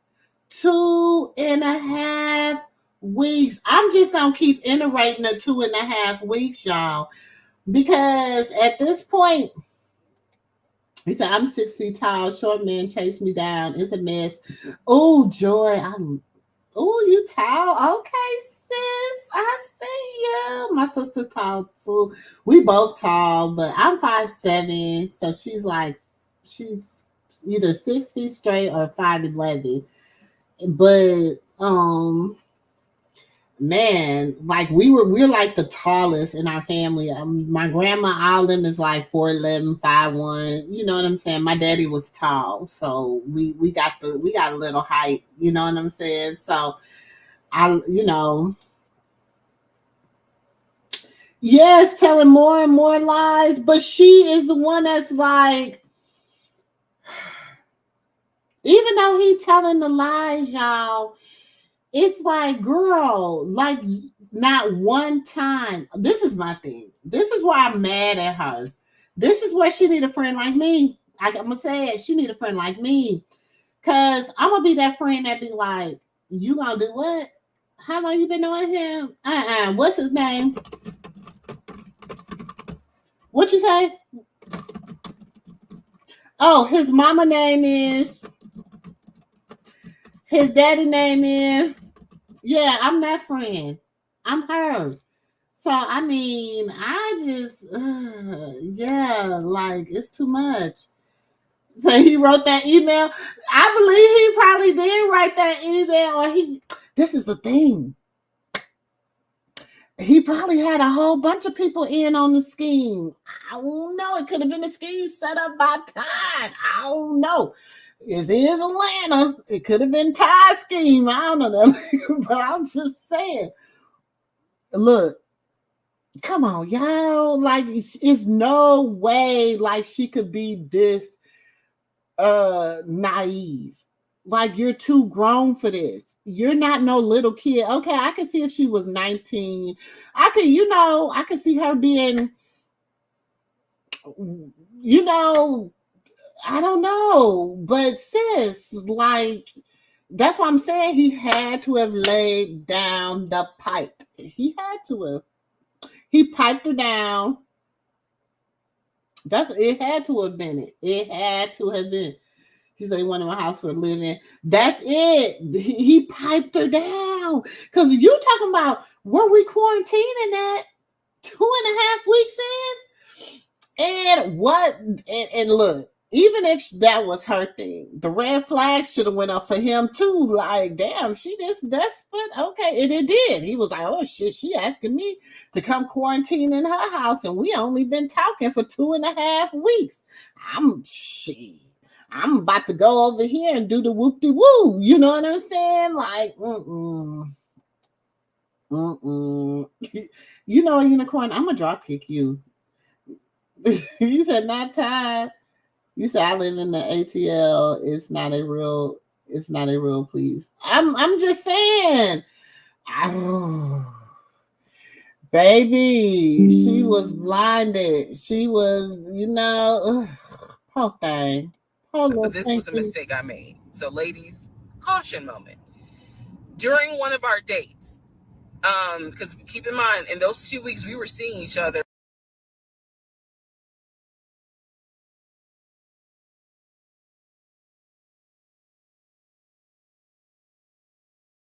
quite a bit.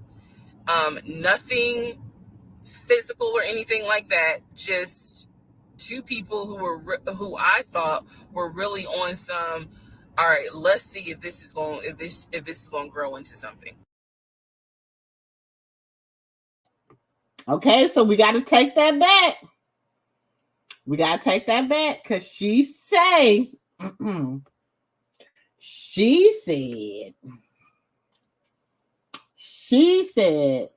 that they wasn't physical. That's what she said. I call cat. I call cap, because if that's the case, sis, stop the cap. Stop the cap. Because if that's the case, this really don't look good for you. You looking like desperately seeking Susan at this point.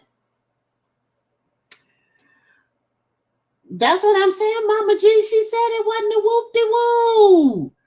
That's what I'm saying, Mama G. She just said they ain't had no physical. It wasn't a whoop-de-woo. So I'm so look, when she said that, and this is video number 2, when she said they hadn't been physical yet, but then she turned around and said she was pregnant.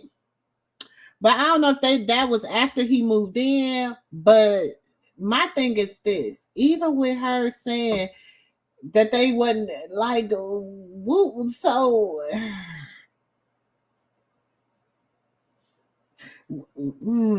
what could it been? What could it been? Please hit that like button, please. I greatly appreciate it. I love y'all. Please, please, please. Please, please. Hit that like button.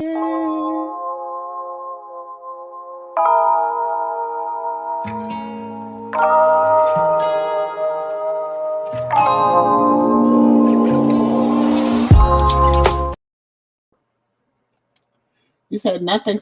Exactly. Nothing physical. Nothing physical. That, like, I don't know if I believe it. I think she is telling a lie. I don't believe it.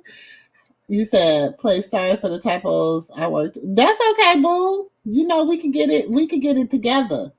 Why can we? Exactly. I'm with you, Unicorn. I'm so confused, right? I was so confused, and that's what I'm saying. Even as I got deeper into the story, I was still confused because I was like, "What am I missing? What am I missing? Holy hell, Batman! What am I missing? Like, what was it?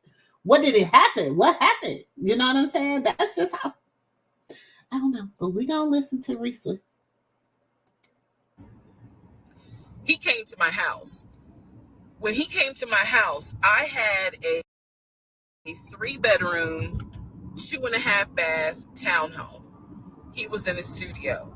Now, I'm telling you guys all of this in order of how it happened. So some things I'm probably going to insert what I was thinking and the mistake I made. Can I turn this off? No. Okay, I want to say this part too. She tell us this. Okay, she go on later on and keep telling us this story about them going to buy a house and stuff. Why did they need a house if you had a 3-bedroom townhome? What did y'all need to go buy a house for? I'm just, do you understand what I'm saying? Like, what was the purpose? Like, yeah, if he was, what? It's not making sense, Risa. I'm just saying. Okay, so that. And I say that to say that I did not realize inviting him to my home probably made his eyes go, oh shit, she's a keeper. She got this 3-bedroom, 2.5 bath townhouse, and I'm in like a little studio. Yeah, let me go ahead and pursue this. What I need to do to quarantine here. The decision was made, quarantine at my house. So the state went on lockdown. He came and stayed with me in my home. And for the most... But mind you, you ain't known this ninja but 2.5 weeks.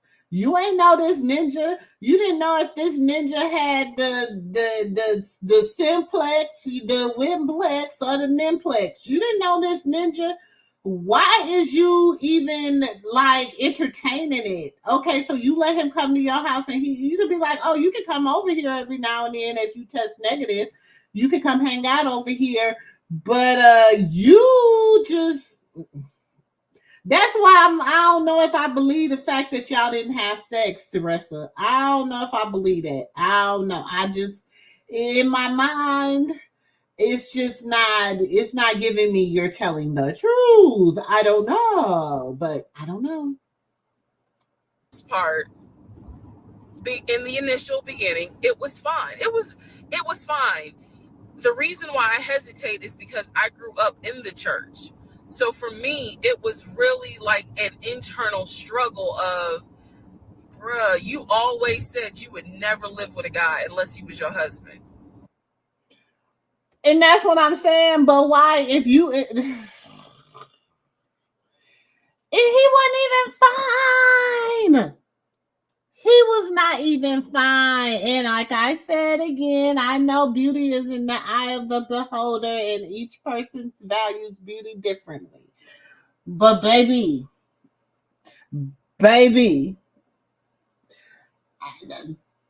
he just isn't giving me, he's not giving me Denzel. He's not giving me anybody at this point, but a bum. That's who he's giving me. I'm just saying, like, I don't know. And now you living with a dude and he ain't your husband. Like, it was a struggle for me because I knew better. And don't come for me. I'm just telling you the way I grew up. It was like that. It was not sitting right with me. But at the same time, I didn't want to quarantine by myself. I did not want to. So there we go. So he moved in. We talked about the bills. Let me clear something up that I said in the other video where I said he paid all the bills. He paid all the household bills. He did not pay my car payment, my cell phone, or my car insurance. He paid the rent because my rent at the time was less than $1,000.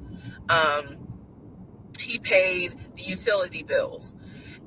And so when he's telling me that he's a regional manager, I was like, wow, okay, so you got money. And so he paid all the household bills. So my check really was just taking care of me, myself, and I. And I am not, this is where it's not going to make me look good, but it's the truth. It was intoxicating to not have to worry financially about how to pay the bills. It was a wonderful feeling. And so I kind of pushed to the side the fact that, yeah, you shacking up, because it's like, but your page, you don't have to worry right now. Like, he's taking care of all of April's bills before April even comes, because this was still March. So we're living together, and I'm cooking, I'm cleaning, he's helping to cook and clean, and then we have a conversation about house. Is he still going to buy a house just for him, or is he going to buy a house where it's for us? Because we are going to try to make this thing work, be official, get. So y'all was living together. Let me get this right. Let me unpack this, because maybe I'm missing it. I might be missing it. I don't know. So let me try to unpack this. So y'all done moved it. Y'all done met. Went to the Cheesecake Factory. Went to Red Lobster. Moved in together. Then you decide to have the conversation is, are y'all gonna buy a house together? Because y'all decided to make this official. Now at this point, I know y'all done slept together. At this point, I'm convinced y'all done slept together. You can't say y'all ain't slept together now. Okay? So you'd have moved him into your house, which you already got a 3-bedroom, 2.5 bath townhome. It's just you and him. To me, I mean, in my mind, you got the upper hand. So why? And he paying all your bills. So at this point, you should be stacking your cheddar in case he was on some BS. Your cheddar should have been being stacked instead of which, and at this point you probably was trying to go out here and do and what. You know what I'm saying? But girl, I don't know. Married, have a family. So the question now on the table is what are we going to do? Because I didn't want to stay in Riverdale, Georgia. I did not want to raise a family there. I refused to have a baby in Clayton County. So the decision was made. Let's start looking for a house for both of us. Remember, he was already looking for a house for him. But then he was like, you know what? We're together. I plan to marry you. Let's look for a family home. He planned to marry her after 3 weeks. Girl, sit down. I'm going to give you a month. I am going to give you a month. He was planning on marrying you. Girl, sit down. For the two of us. He was like, this is how much I was approved for. That's when he showed me the Chase paperwork. It was a letter stating that and it had the Chase emblem at the top. He showed me a letter stating that he was approved for $700. All right, who the fuck did I marry?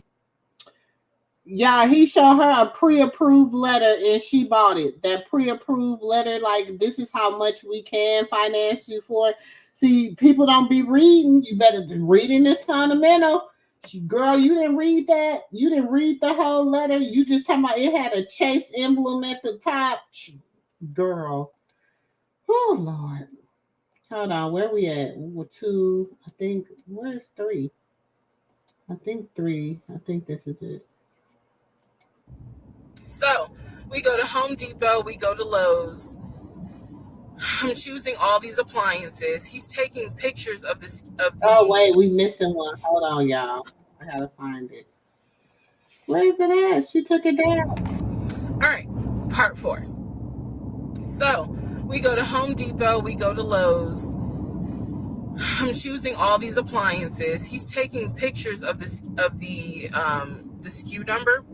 We had representatives helping us, and he basically explained to them, hey, we're buying a house. We should be closing sometime in June. Can we order this stuff now? Can I? Okay, so I don't know what happened to number 3, but in number 3, she's talking about how he had supposedly had got pre-approved for this house.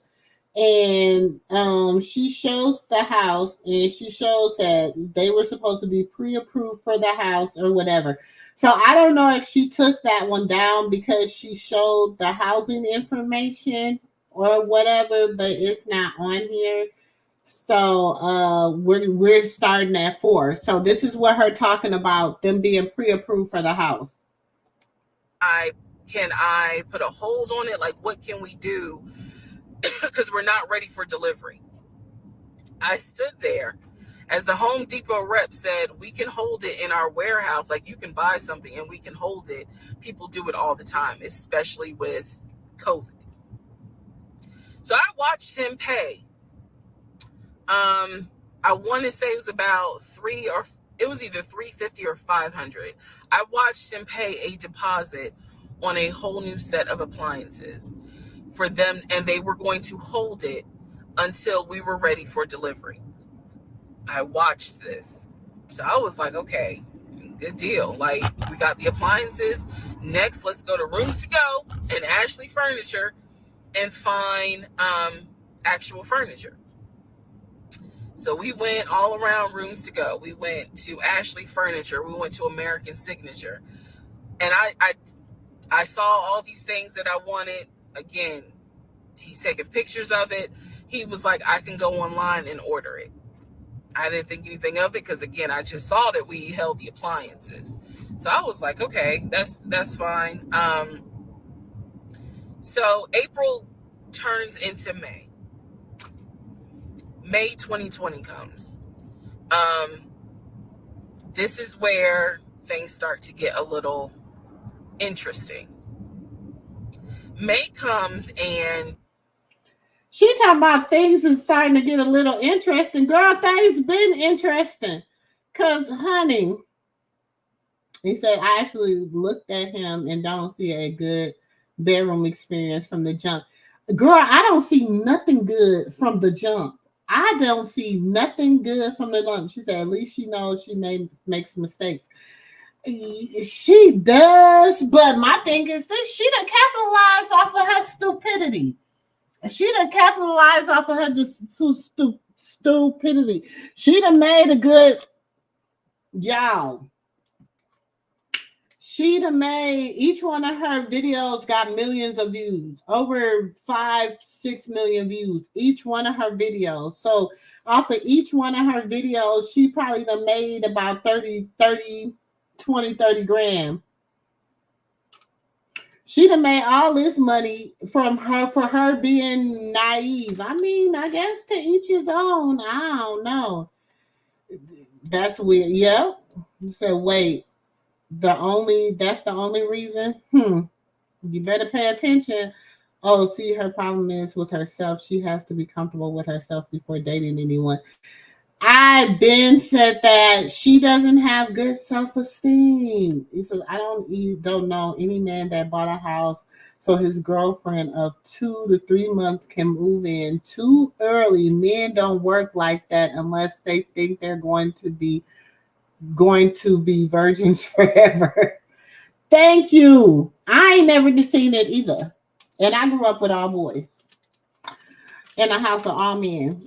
And baby, I guess and you already, why would he, and that's the thing, y'all pressing, but y'all living in a 3-bedroom, 2.5 bath townhome. You really don't know what, you ain't never been to his job.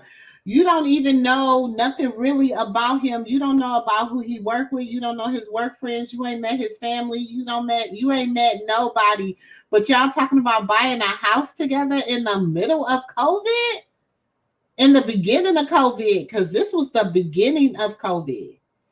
But y'all talking about buying a house together? It's just giving me delusional. It's just giving me, I just need a man. Exactly. That was a pre-approved letter, child. Girl, you didn't, and that's what I'm saying. Like, and this is my thing. He knew when he could run the first game, when he was able to run the first game on her, the first piece of BS up on her, and he seen that it flew, that it was really doing what it needed to do. It was able to move, and it was able to, you know what I'm saying? When he seen that, and he seen how desperate she was, because after 2.5 weeks, you don't even know this man. He probably told you he could have told you his birthday was anything. See, I'm that sister. We're gonna go out somewhere where you're gonna have to show some identification, or you know what I'm saying? Like, we're gonna have to know. You didn't know nothing. You didn't know nothing, sis. But what he told you.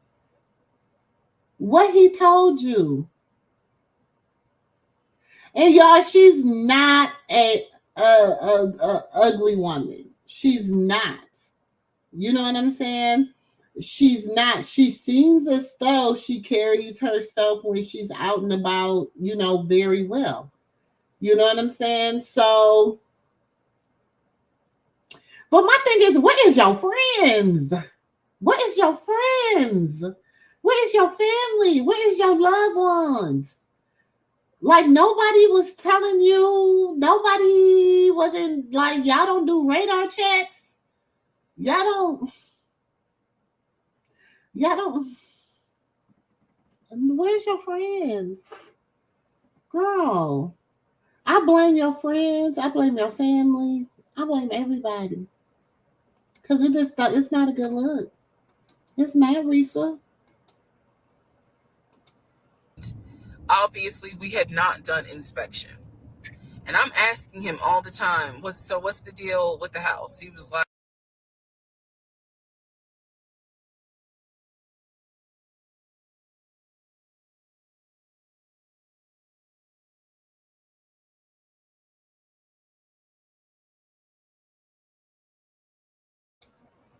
Sorry. oh, because of COVID, they're trying to get someone to do the inspection.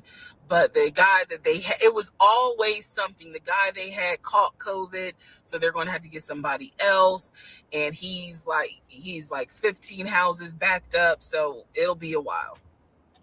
So at this point in May, I know I look crazy. In this point in May of 2020, I started recording audio diaries. I don't know why. It was something just made me just start recording my thoughts in an audio diary, and I still have them. And I would save them by the date, and I would just start talking about what's on my mind. So I was like, I knew there was something was nagging me, like, but I kept pushing it out of my mind. I was like, you saw, this is what I reminded myself. You saw him pay for the appliances. You know the house is under contract. You know that he told you that he's the one who put the house under contract. Why would, like, I remember saying to myself, why would he lie about that? This is so easy to verify. Why would he lie about that? Have you caught him in any other lie? And at the time, the answer was no. So I really was like, maybe you just aren't used to a guy who actually does what he's supposed to do. Like, I was questioning myself and then answering my own questions. So inspection didn't happen. Around mid-May, I found out I was pregnant. May 2020. When I found out I was pregnant, he was ecstatic and I was like, oh shit. The reason why I was oh shit is because, number one, I'm plus size. Number two, because of my age, I felt like it was probably going to be a high risk pregnancy. And I wasn't married. And that nagged. I cannot tell y'all how much it nagged me. There was a lot of internal struggle in between. My family didn't even know that he had moved in at this point. I told them, that I was pregnant, went to the doctor, everything looked good. But again, because it was COVID, he couldn't go in with me into the actual room. So, doing any sort of ultrasound, doing the blood test, because my HCG levels were really high. So the doctor was like, hey, it might be twins. We don't know yet. You're still kind of early, along. They gave me a due date. The due date was January 26th of 2021. So yeah, May, found out I was pregnant.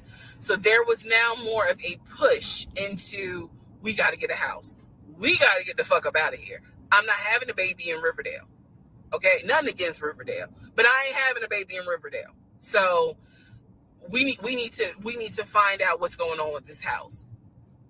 And so he was on top of it. He had an answer for everything. He was like, I'm gonna call and find out what's going on, blah, blah, blah. He then magically told me about a week later, oh, they're going to do inspection on the house, like in 2 days. So I was just like, okay, keep in mind, I'm taking his word for it. I'm taking his word for all this. So he's like, they're going to do an inspection. Once we get the inspection report back, then we will know what we are going to be responsible for. What are we getting ourselves into?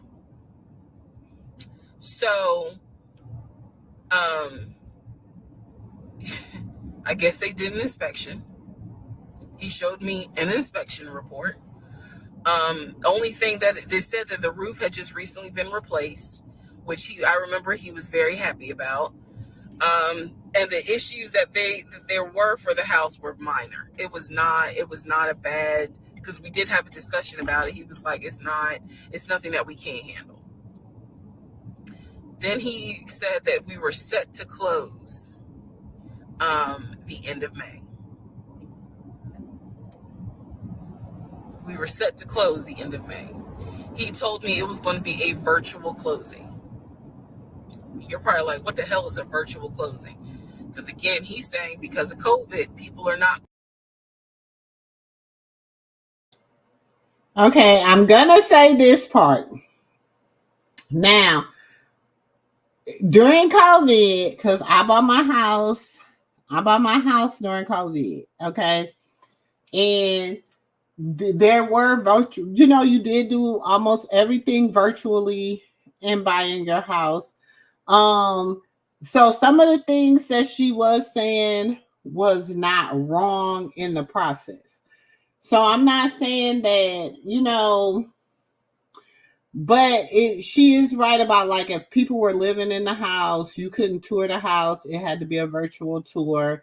So, and I mean, I'm in Texas. So, like I said, it could have been the same way in Georgia too, because I mean, what she is saying, like how she's describing how the buying process was during COVID, she's not really a lot off about it. You know what I'm saying? During COVID, a lot of people were getting scammed out of their money because a lot of people wasn't really researching stuff. People were just trusting everything that they seen online. But girl, y'all met in March. Let's do this timeline. Y'all met in March. Y'all moved in together at the end of March. He moved into your house at the end of March. April, May, 2 months later, y'all pregnant, y'all living together, and y'all about to buy the house, but y'all not yet engaged. Now, she ain't even engaged at this point.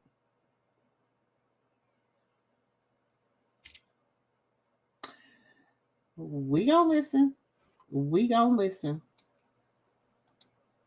Closing in the office. They're doing a virtual closing where you would need to electronically sign the paperwork. This is what he's telling me. And so he was like, we're set to close like just before Memorial Day. And so for some reason, again, there's still that nagging part. For some reason, I didn't start packing. Anyone that knows me will tell you I hate moving. I've done it enough in my life. I hate moving. But I did not start packing up that house at all. I was just like, I'm pregnant. My body was changing so fast that it was like I can barely keep my eyes open half the day. And so, no, I didn't start packing. And I remember I did record, again, I was recording audio diaries just about every day. When something didn't sit right, I would verbally record it in the audio diary because I was like, I don't know what it is, but there's something. That was the theme of our relationship. I don't know what it is, but I know there's something. And so I remember talking to myself in my little prayer closet, because that's where I would do my recordings. And I remember thinking, what if we don't get this house? Like, what if he's lying? But again, there goes that thought process of, why would he lie about this? Like, who makes up that they're buying a house when in fact they're not? And then he's showing you all this paperwork. Like, come on, you can't be that jaded that you don't even. No, what it is you didn't know this man. You did not know this man. I'm going to continue to say it. What it was God was trying to tell you, get this man out your house. You already got a 3-bedroom house. You've been handling your own business. He got to go, ho. That's what you got to go. That's what it was. So you in your prayer closet, God's giving you the answer in your prayer closet, but yet you still don't get it. Ooh, Teresa. Girl, you need a friend like me. Believe what's in front of you. All right. So now we're going to go into part 5.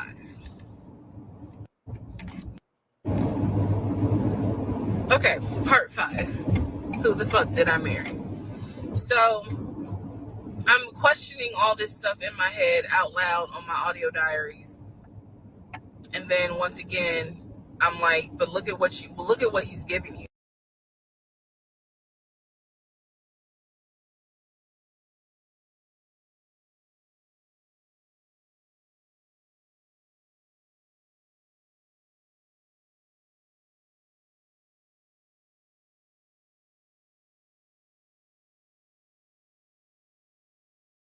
Like, he's paying.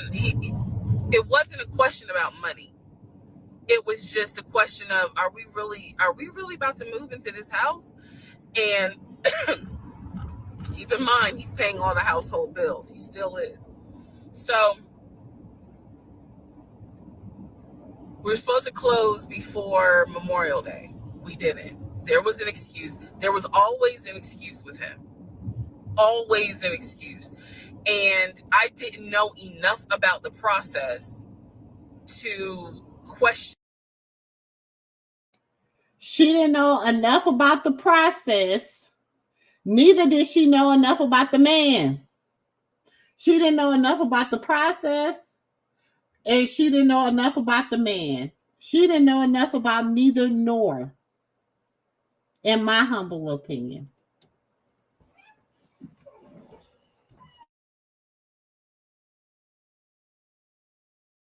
Stuff because I really wasn't involved the way I should have been, and it was giving me a lot of anxiety. So I'm pregnant with a lot of anxiety. And if I'm gonna be 100% honest with y'all, I was not expecting that I was probably going to have a healthy pregnancy because I was stressed. And what I was stressed about is I didn't know what was going on because I wasn't really involved the way that a normal relationship would be involved. Just being honest. So we did not close we move now into June. This is now going into June. Around June 5th, I looked at the house again on realtor.com. I don't know what made me do it other than, and I don't mean to sound super spiritual. I know that people are like, you may or may not believe in God, but I'm telling you, I believe with all my heart, probably the Holy Spirit was like, look at that house on realtor.com. So I'm going to say this. You ain't been listening to the Holy Spirit. The Holy Spirit broke the car down when you was going to meet this man, and you called him to come fix the car. Then the Holy Spirit took you to his little studio apartment. He showed you how he was living. He showed you who he was, but you didn't listen to the Holy Spirit. Then 2.5 weeks, it goes on. We go into quarantine. 2.5 weeks into your relationship, you go into quarantine and you move him into the house with you. You didn't listen to the Holy Spirit. Then Man, it's so many reasons, sis. It's so many different times you didn't listen to the Holy Spirit, but now you talking about you gonna listen to the Holy Spirit. Is you really? Is you really? And then, woo, Risa, Risa, girl, I'm just perplexed. I just don't understand it. Um, yeah, I just really don't understand it. It's just she's really giving me. I don't know. You know what? I'm like this. Why come, Risa? Why come? I'm still on that. I'm still right up there with you. I am still right up there with you on why come, Risa, why come? You said why he got that deposit back the next day. You know he did. You know he went back. Girl, he probably got it back the same day. As soon as they left, he went and got that deposit back. That ninja, he $300 to $400 for the game he was playing. And then, like she said, he was paying all the bills. So she thought she had her a real one. She thought she had her a man's in them. That's what she thought, child. You said, wait, remember she talked to his brother on the phone every morning? No, but that's the thing. Remember, she said she didn't talk to him. She said she talked to his brother through his, like, and I get that because, like, when I'm talking on the phone to my mama or something, and then my mama would be like, tell my husband, hey. And I'd be like, babe, Ma said, hey. And he's like, tell her, hey. We know how that one go. We know how that go. But she was like, she was having a whole conversation with an invisible brother. Girl, how did you get Risa? I don't know. It has to be the self-esteem. I don't know what else it could be. You know him well enough to take his word message. Exactly. But this is the thing. And where was your antennas when he was coming to you with all the other bullshit? Where was your antennas? That's all I want to know. Where was your antennas? Like, Risa, come on, sis.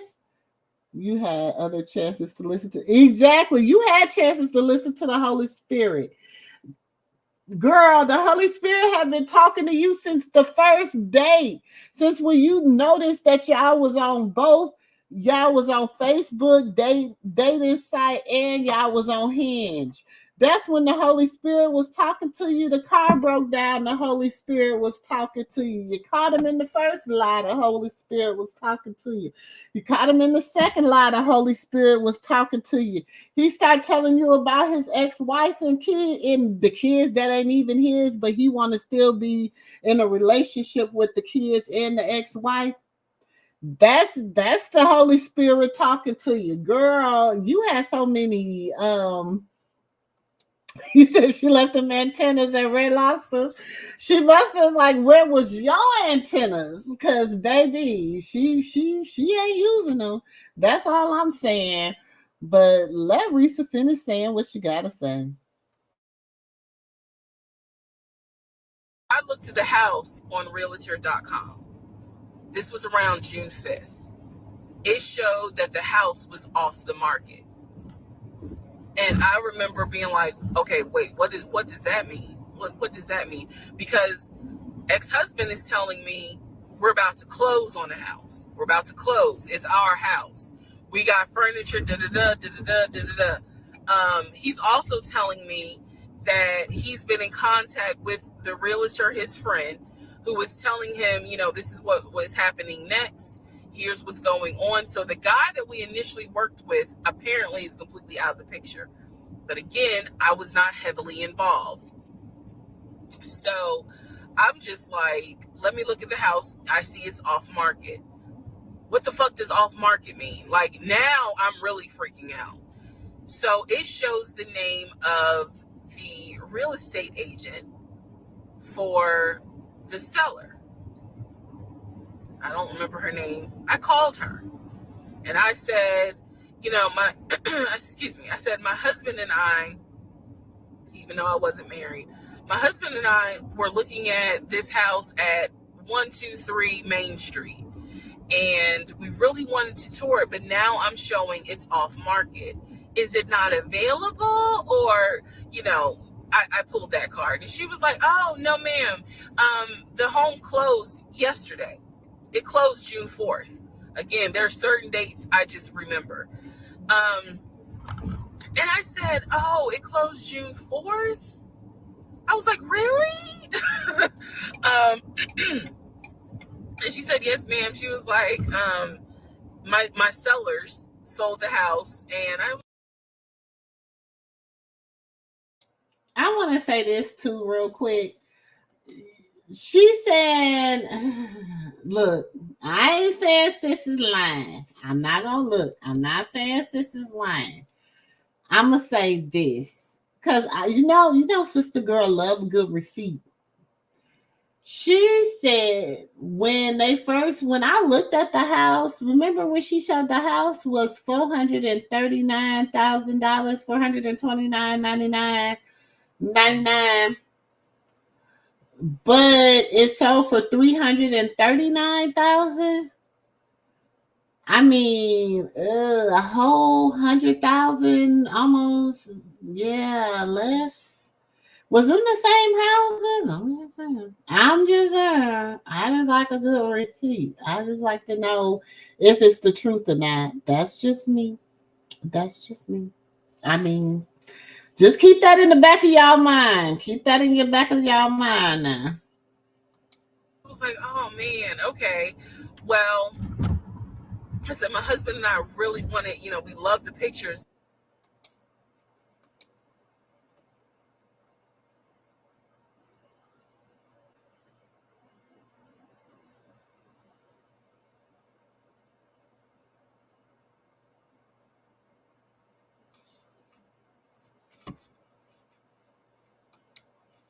of it, and we're getting ready to start a family. So I would have loved to have been able to, have the opportunity to see it. I asked her something. I don't remember the specific question I asked her. And I know why I asked the question, because I was anticipating that my boyfriend at the time was going to have some sort of excuse. So I asked her something about the buyers. And I remember, and somehow, again, forgive me, I don't remember the question I asked her. But the answer was that it was an older white couple. So I get off the phone with her. I record an audio diary. And in the audio diary, I specifically say, okay, there is no house. He's going to have to get out of this lie somehow. Because now I realize, at the very least, he was lying about him being the one who was under contract. I knew enough about that. So I was like, what, how was he going to get out of this? Again, I've listened to the audio diary in 2024. I literally said in that audio diary, how is he going to get out of this lie? And I was. This is my thing. If you knew this man was lying, and now, I mean, I get it. At this point, you said you were pregnant. But first of all, you was pregnant by a man you didn't know. Let's get to okay. Let's just keep it 100. Let's just keep it all the way 100. You was pregnant by a man you didn't know. Okay, that's number one. Number two, he was living in your space. That's number two. Okay. Number three, you knew this ninja was lying. You knew that at this point, you knew this ninja was lying. At this point, you knew something this ninja was telling you was not the truth. It was not the bee's knees. You knew it was not right. So, Why? Why are you still going along with it? Just why? Just it can't be. What could it have been? What could it have been besides the dingalang? The dangalang. That's the only thing I could think. Because what else could it have been? Because you're saying out of your own mouth, you knew he was lying, that the Holy Spirit, you all of a sudden you listening to the Holy Spirit. You ain't been listening to the Holy Spirit, but all of a sudden now you listening to the Holy Spirit. Fool, Risa. I'm so mad at you. I swear you need to be my friend. Risa, you need to be my friend, Risa. Trying to think of ways on how he's going to do it. And something said to me, because I say it on the audio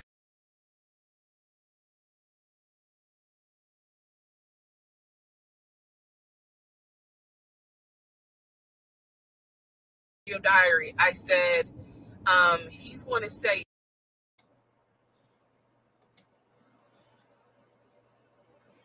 look, even TikTok's like, Risa, you being crazy, child. it's a bad deal. And he's going to say he wants to pull out. Y'all keep in mind, I am pregnant. So I had a decision to make. As ugly as this decision was. And I'm not trying to be funny, but Risa, you was 2 seconds pregnant. You was 60 seconds pregnant, Risa. Like, unless now let's do some math. Let's do some math. Let me put in my little let me pull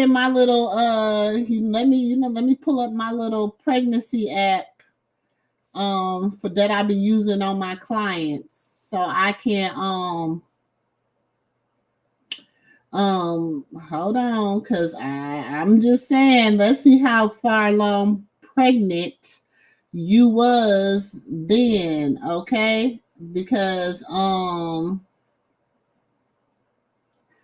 just saying, Risa, it just hold on. I'm because I don't know. I'm just sister girl, just dealing in receipts, but I'm gonna let her keep talking while I get the receipt. I made the decision. You're about to have a baby with this man. He's paying all the household bills. Let him get out of the lie. And that's what I did. I purposely made the decision that I knew he was going to come back, and I knew he was going to give me some bullshit on why he couldn't buy the house, because he didn't know that I knew that house is already sold. The house is already sold. And this is the part where I said, I'm going to be honest, even though it's going to make me look bad. Because most women in their right mind would have been like, I'm out. And I didn't. So, sure enough, he came home. He didn't really say anything that day. The next day I asked him about the house.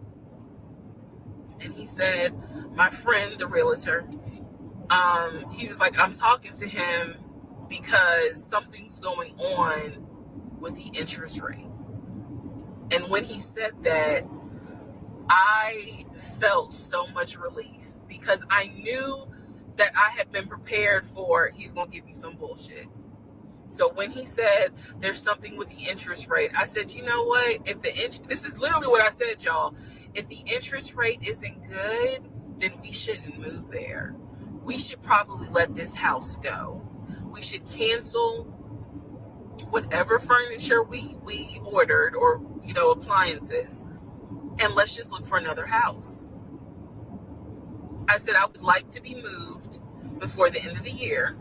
I said, I really don't want to be 9 months pregnant moving into a house. I would like to be done with this before then. And the way I said it was so calm. And he was like, okay. He was like, I'm going to call the friend, the realtor, and tell him I'm backing out of the house. And I'm going to see if I can get my earnest money back. And I remember looking at him. I was standing in the kitchen and I cocked my head to the side and I said, okay, get your earnest money back and let's find another house. And so that's how that first house fell through. So, fast forward, I keep looking at this to see how much time I have because they only give you 10 minutes.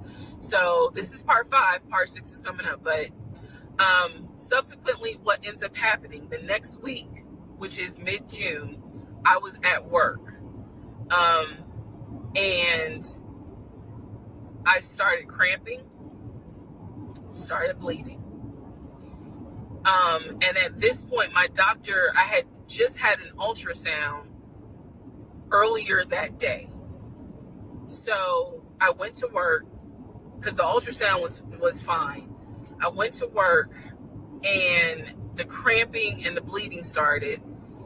And I started crying because I kind of knew what was going on. And my doctor had called me and told me that when they did the ultrasound, they did not see a heartbeat. So she was like, this pregnancy is not going to be viable. So I'm crying, hysterical. And now we're going to get into part 6.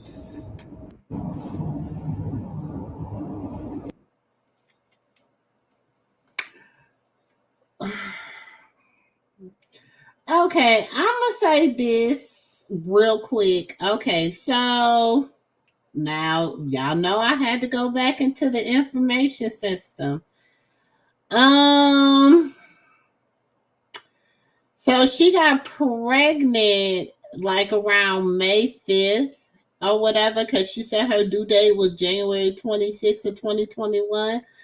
So, like I said, she was like only like a few weeks pregnant or whatever, and she suffered a miscarriage, unfortunately, or whatever. So, I mean, that was another sign. That was the Holy Spirit, girl. You just wasn't listening to the Holy Spirit. Y'all, we're going to watch part 6. I'm going to give my little commentary, and then we'll be back tomorrow because there is a lot of lessons to be learned from old Sister Risa Tisa. But we're gonna watch part 6 and then we'll be back. We're gonna talk about it and then we'll be back tomorrow to complete it. Not complete it, but talk about it. Part 6 of Who the Fuck Did I Marry? So where we left off. So obviously, my doctor had called and told me there was no heartbeat. The pregnancy was not viable at that point, and I was cramping and spotting at work. Went into my best friend's office and immediately started crying. She was like, "What's going on?" And I said, I told her what the doctor said, and she grabbed her keys, grabbed her purse, and was like, "Let's go. I'm taking you home." On my way home, I called my boyfriend and told him what the doctor said. And he was like, "I'll meet you at home." So he was coming from Duluth, went straight home. And so about 24, 48 hours later, I had a doctor's appointment. And my doctor gave me 3 options. First option, let everything happen naturally. Your body will expel the fetus on its own. Second option, you can take a pill which will induce expelling the fetus at home. The pill basically will cause you to contract and expel. The third option was to go into the hospital and do a D&C. I did not want to do a D&C because I did not want to be in a hospital with COVID going on. And for whatever reason, I did not do the option of let it happen naturally. So I chose to do the pill. His birthday was June 17th. My ex's birthday was June 17th. So the decision was made, we're going to celebrate his birthday that day, go out to eat. And then that night I would take the pill because we both were off from work the next 2 or 3 days. So went out to eat, to try to celebrate as best we could, and then took the pill that night. That night was the most traumatic, excruciating pain I've ever put my body through. I do not recommend any woman, if prayerfully you don't have to go through that, but I don't recommend taking that pill. If you don't have to, don't do it. Um, I spent the whole night in the bathroom, just crying in so much pain. I couldn't take, they gave me a narcotic. I couldn't take it because I found out I was allergic to it. So it was causing me to like projectile vomiting. It was a mess. So, um, and he was right there. You know, he was scared that he needed to take me to the ER. But in the morning, the pain kind of subsided. So about 72 hours later, I had another doctor's appointment where the purpose of this appointment was to do an ultrasound to see if everything had passed. Everything did not pass. So, because of that, my doctor was like, we're going to have to do a DNC. Um, my DNC was scheduled for the first week of July. My boyfriend, my ex, was going to take me. Um, that was always the plan. 2 days before my procedure, he comes home and tells me that he is up for a promotion. He's up to be promoted to VP. Because of this, the president of the company, excuse me, is coming in, and it was going to be this huge business meeting he had to go to. The business meeting was scheduled for the day of my surgery. And so I'm throwing a fit because I was like, you there's no way you can do that meeting. Like, I need you to take me to the hospital and all this other stuff. And so he offered to have his sister take me to the hospital. Apparently his sister lived in Douglasville. I was like, no, because I've never met her. Like, I know I'm not having a stranger take me to the hospital. No, this is a private situation. I don't want to do that, blah, blah, blah. So my aunt had offered to take me. And then my friend who took me home from work had offered to take me. So at that point, we get into an argument because he's like, my sister is, you about your family. So why can't she step in? And I was like, nah, because I don't know her, period. I don't know her. So my friend offers. This is the thing. She didn't know the sister. I don't know. I don't know that woman. She was like Miss Millie on Color Purple. I don't know them either. She didn't want nobody taking her but Mister. Girl, you didn't know them before you got pregnant, moved him into your house. You didn't know nothing about his family either then. You didn't think of all that stuff beforehand. I'm just saying. She pulled a Miss Millie on him. She said, I don't know them either. She pulled a whole Miss Millie on him. Child. Mm-mm-mm. Oh, male Geminis can't tell the truth. I'm a Gemini and never date one again. So they don't know how to tell the truth. Picky about who goes to the hospital, but not about who move in. This is price.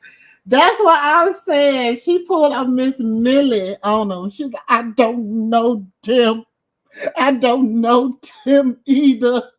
I don't know that man. I don't know that woman. She put a whole Miss Millie from The Color Purple on them. Ah, whew. Mm. I don't know if she making this up, but I be feeling like you just can't make this up. Like, it's just, girl. Y'all see, I didn't have to go get a blanket, child. It's just, woo. Let's let her finish, and then we'll get ready to get off of here in a minute, y'all. First to take me to the hospital because I was all distressed that he's saying he has a business meeting and he can't take me. So I remember being on I-75 on the connector on the phone with her crying because I was so embarrassed that he wasn't going to be the one to take me, and that I was needing to rely on someone else to take me to the hospital in order to get a DNC done. And she was really great. She was like, "Girl, this is why you have a village. Like, it's okay. Things happen. The world is crazy right now. I will take you. You're going to be okay."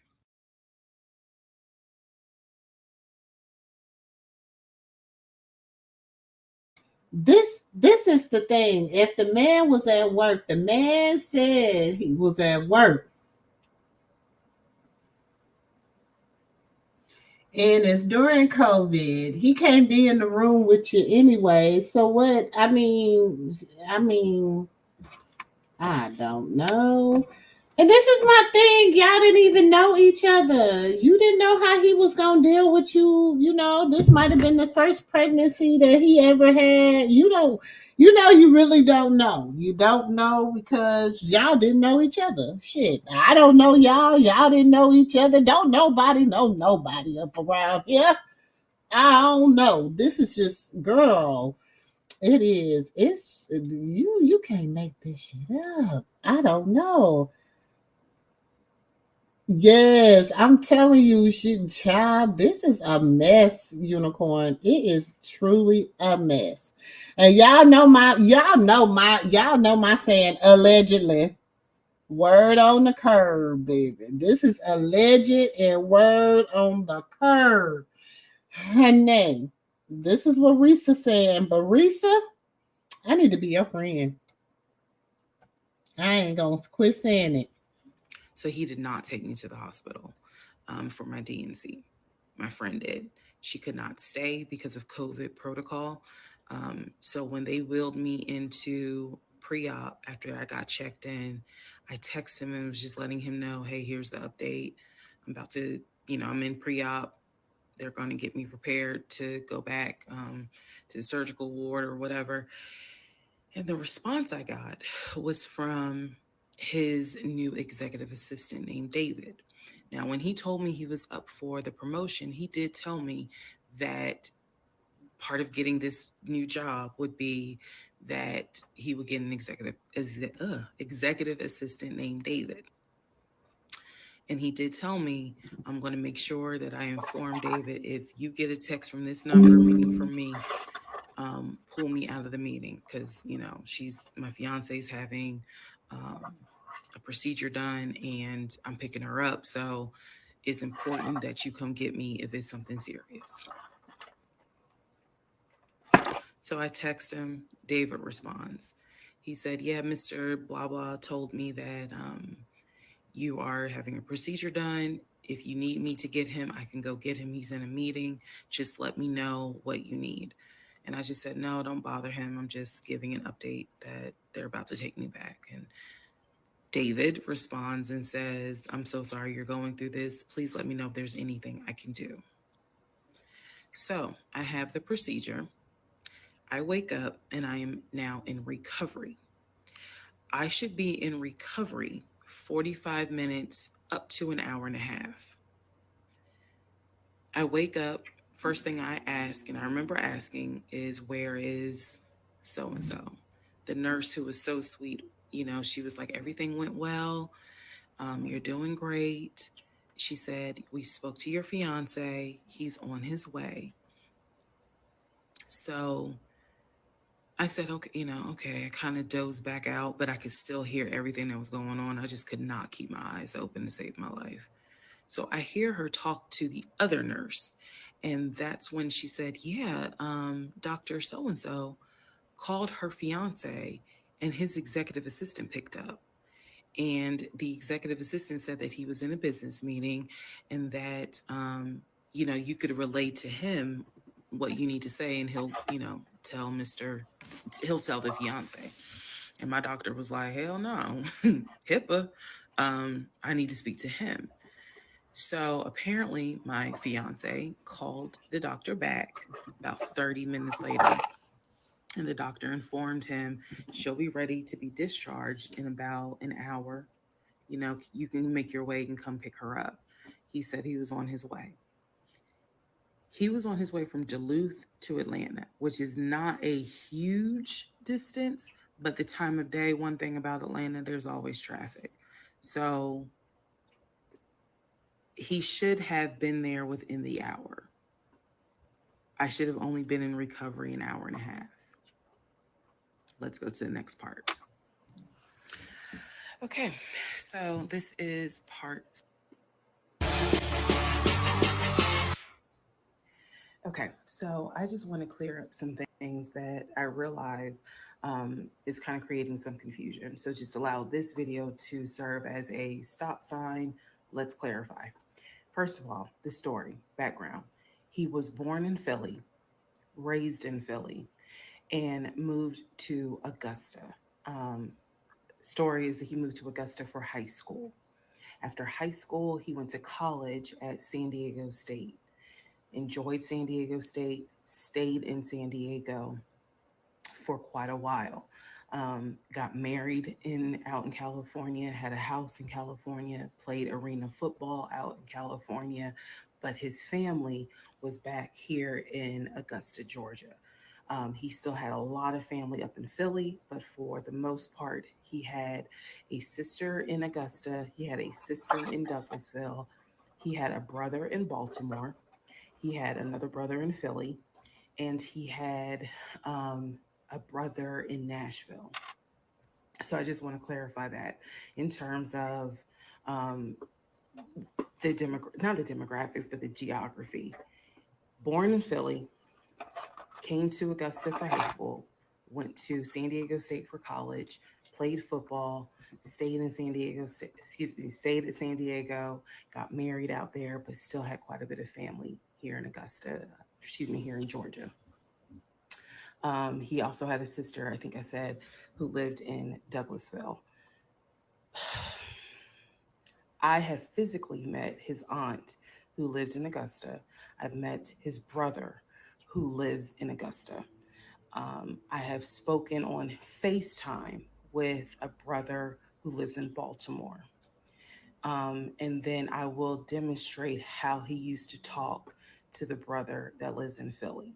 That's coming up. You haven't missed that.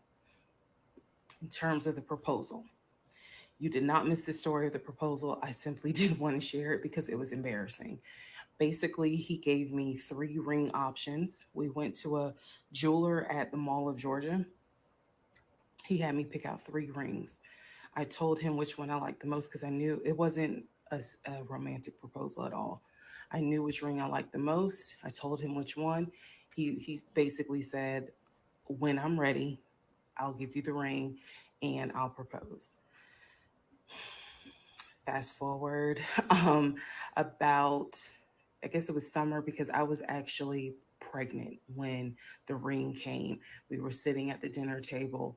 He took the ring box out of his pocket, slammed it on the dinner table, and I was like, what is this? He was like, open it.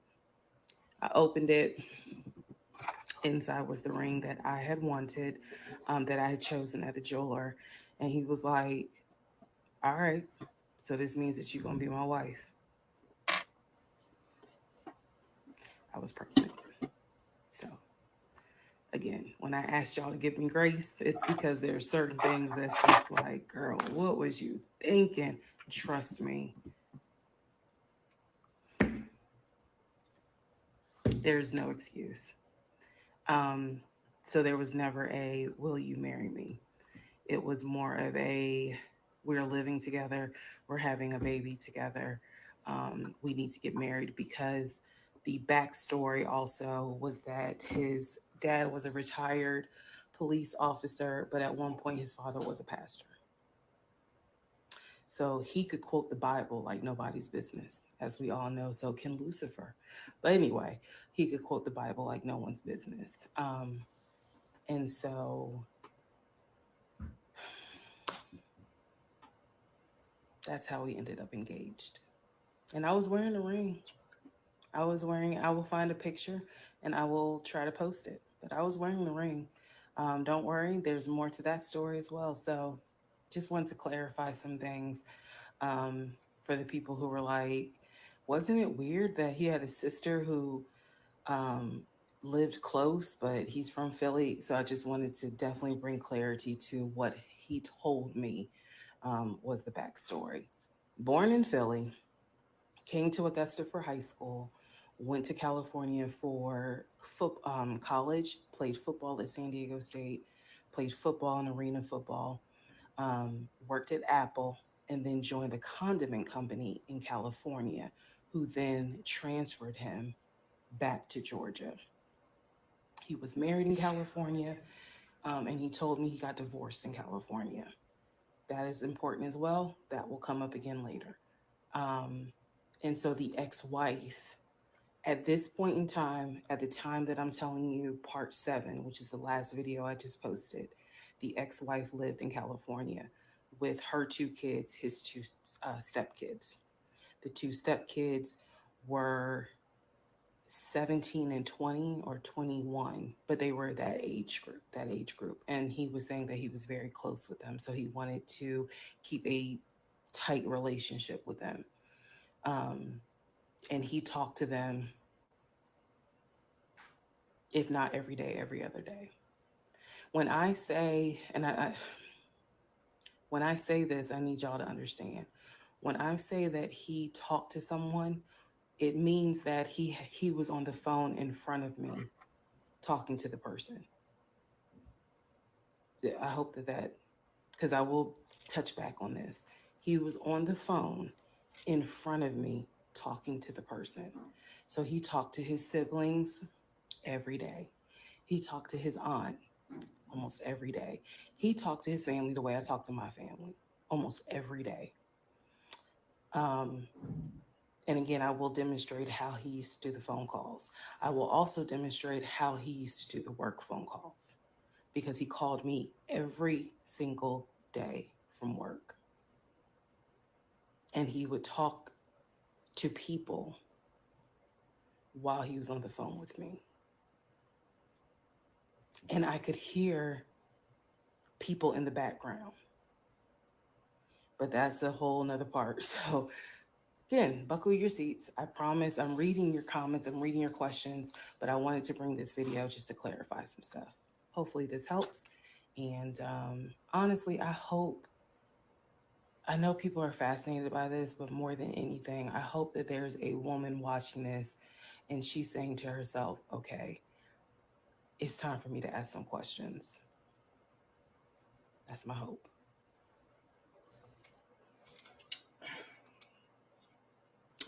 I'm gonna say, because she didn't ask no questions. She didn't ask nothing, y'all. She didn't ask no questions. She just went with whatever the plan was. Y'all, it has been a lot. Look, Sister Girl gonna give y'all some homework, okay? we done went through 1 through 7. We done just did episodes 1 through 7. Tomorrow we're gonna probably go to, I want to try to get all the way to at least 15, 20.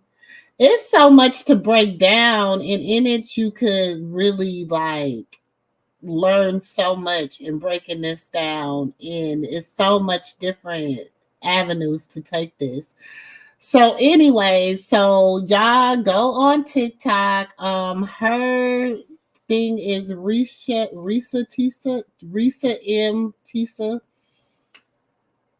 Go get caught up if y'all ain't already watching it. Tomorrow, we probably gonna go live twice tomorrow, because we'll probably go live tomorrow, early tomorrow, and we'll go over half, and then we'll go live tomorrow night for those that can't make the early live, and we'll go over the other half. Oh, we'll go over because what we did 7 tonight, we'll do like 5, 6 in the morning, and 5, 6 tomorrow night. I'm just like, Risa, it's so much, y'all. And when I say we is only on the tip of the iceberg, y'all, we only 2 months in, 3 months in. We 3 months in. Let me see. March, April, May, June. We 4 months in. They done lost 2 houses. They done lost a baby. They it's just a lot. It's a lot. They done lost some cars and everything. It's just a lot going on. It is a lot going on, Risa. But look, y'all buckle up. Like she said, buckle up because it's gonna be a long ride. It is going to be a long ride. But how many Risa Tisas we have out here, y'all? We got some Risa Tisas out here. We do. But I love each and every one of y'all. I am about to get up off of here, y'all. It is almost 1:00 over here in the Dallas, in the Texas area. And so I'm about to head out. But it's your girl, Sister Girl. Yes, thank you. Thank you for coming to the Moo Room. Please hit that like, comment, and subscribe. I will see y'all tomorrow, and I will see y'all in the next video. I adore and love in each and every one of y'all. And remember, we delight in the beauty of the butterfly, but rarely admit the changes it has gone through to achieve such beauty. That is from the Queen Mother, Maya Angelou. Y'all.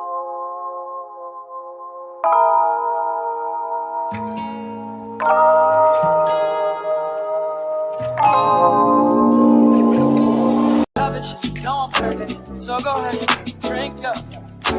I'm so glad we got to link up. Get to taking that off me. Yeah. 'Cause I got the plug, I made the coffee. Talking late night for you. Yeah, I forgot to say good night. I'm so tired. Good night. Love y'all all. Peace. Check out in the next video. It is your girl, Sister Girl. Good night.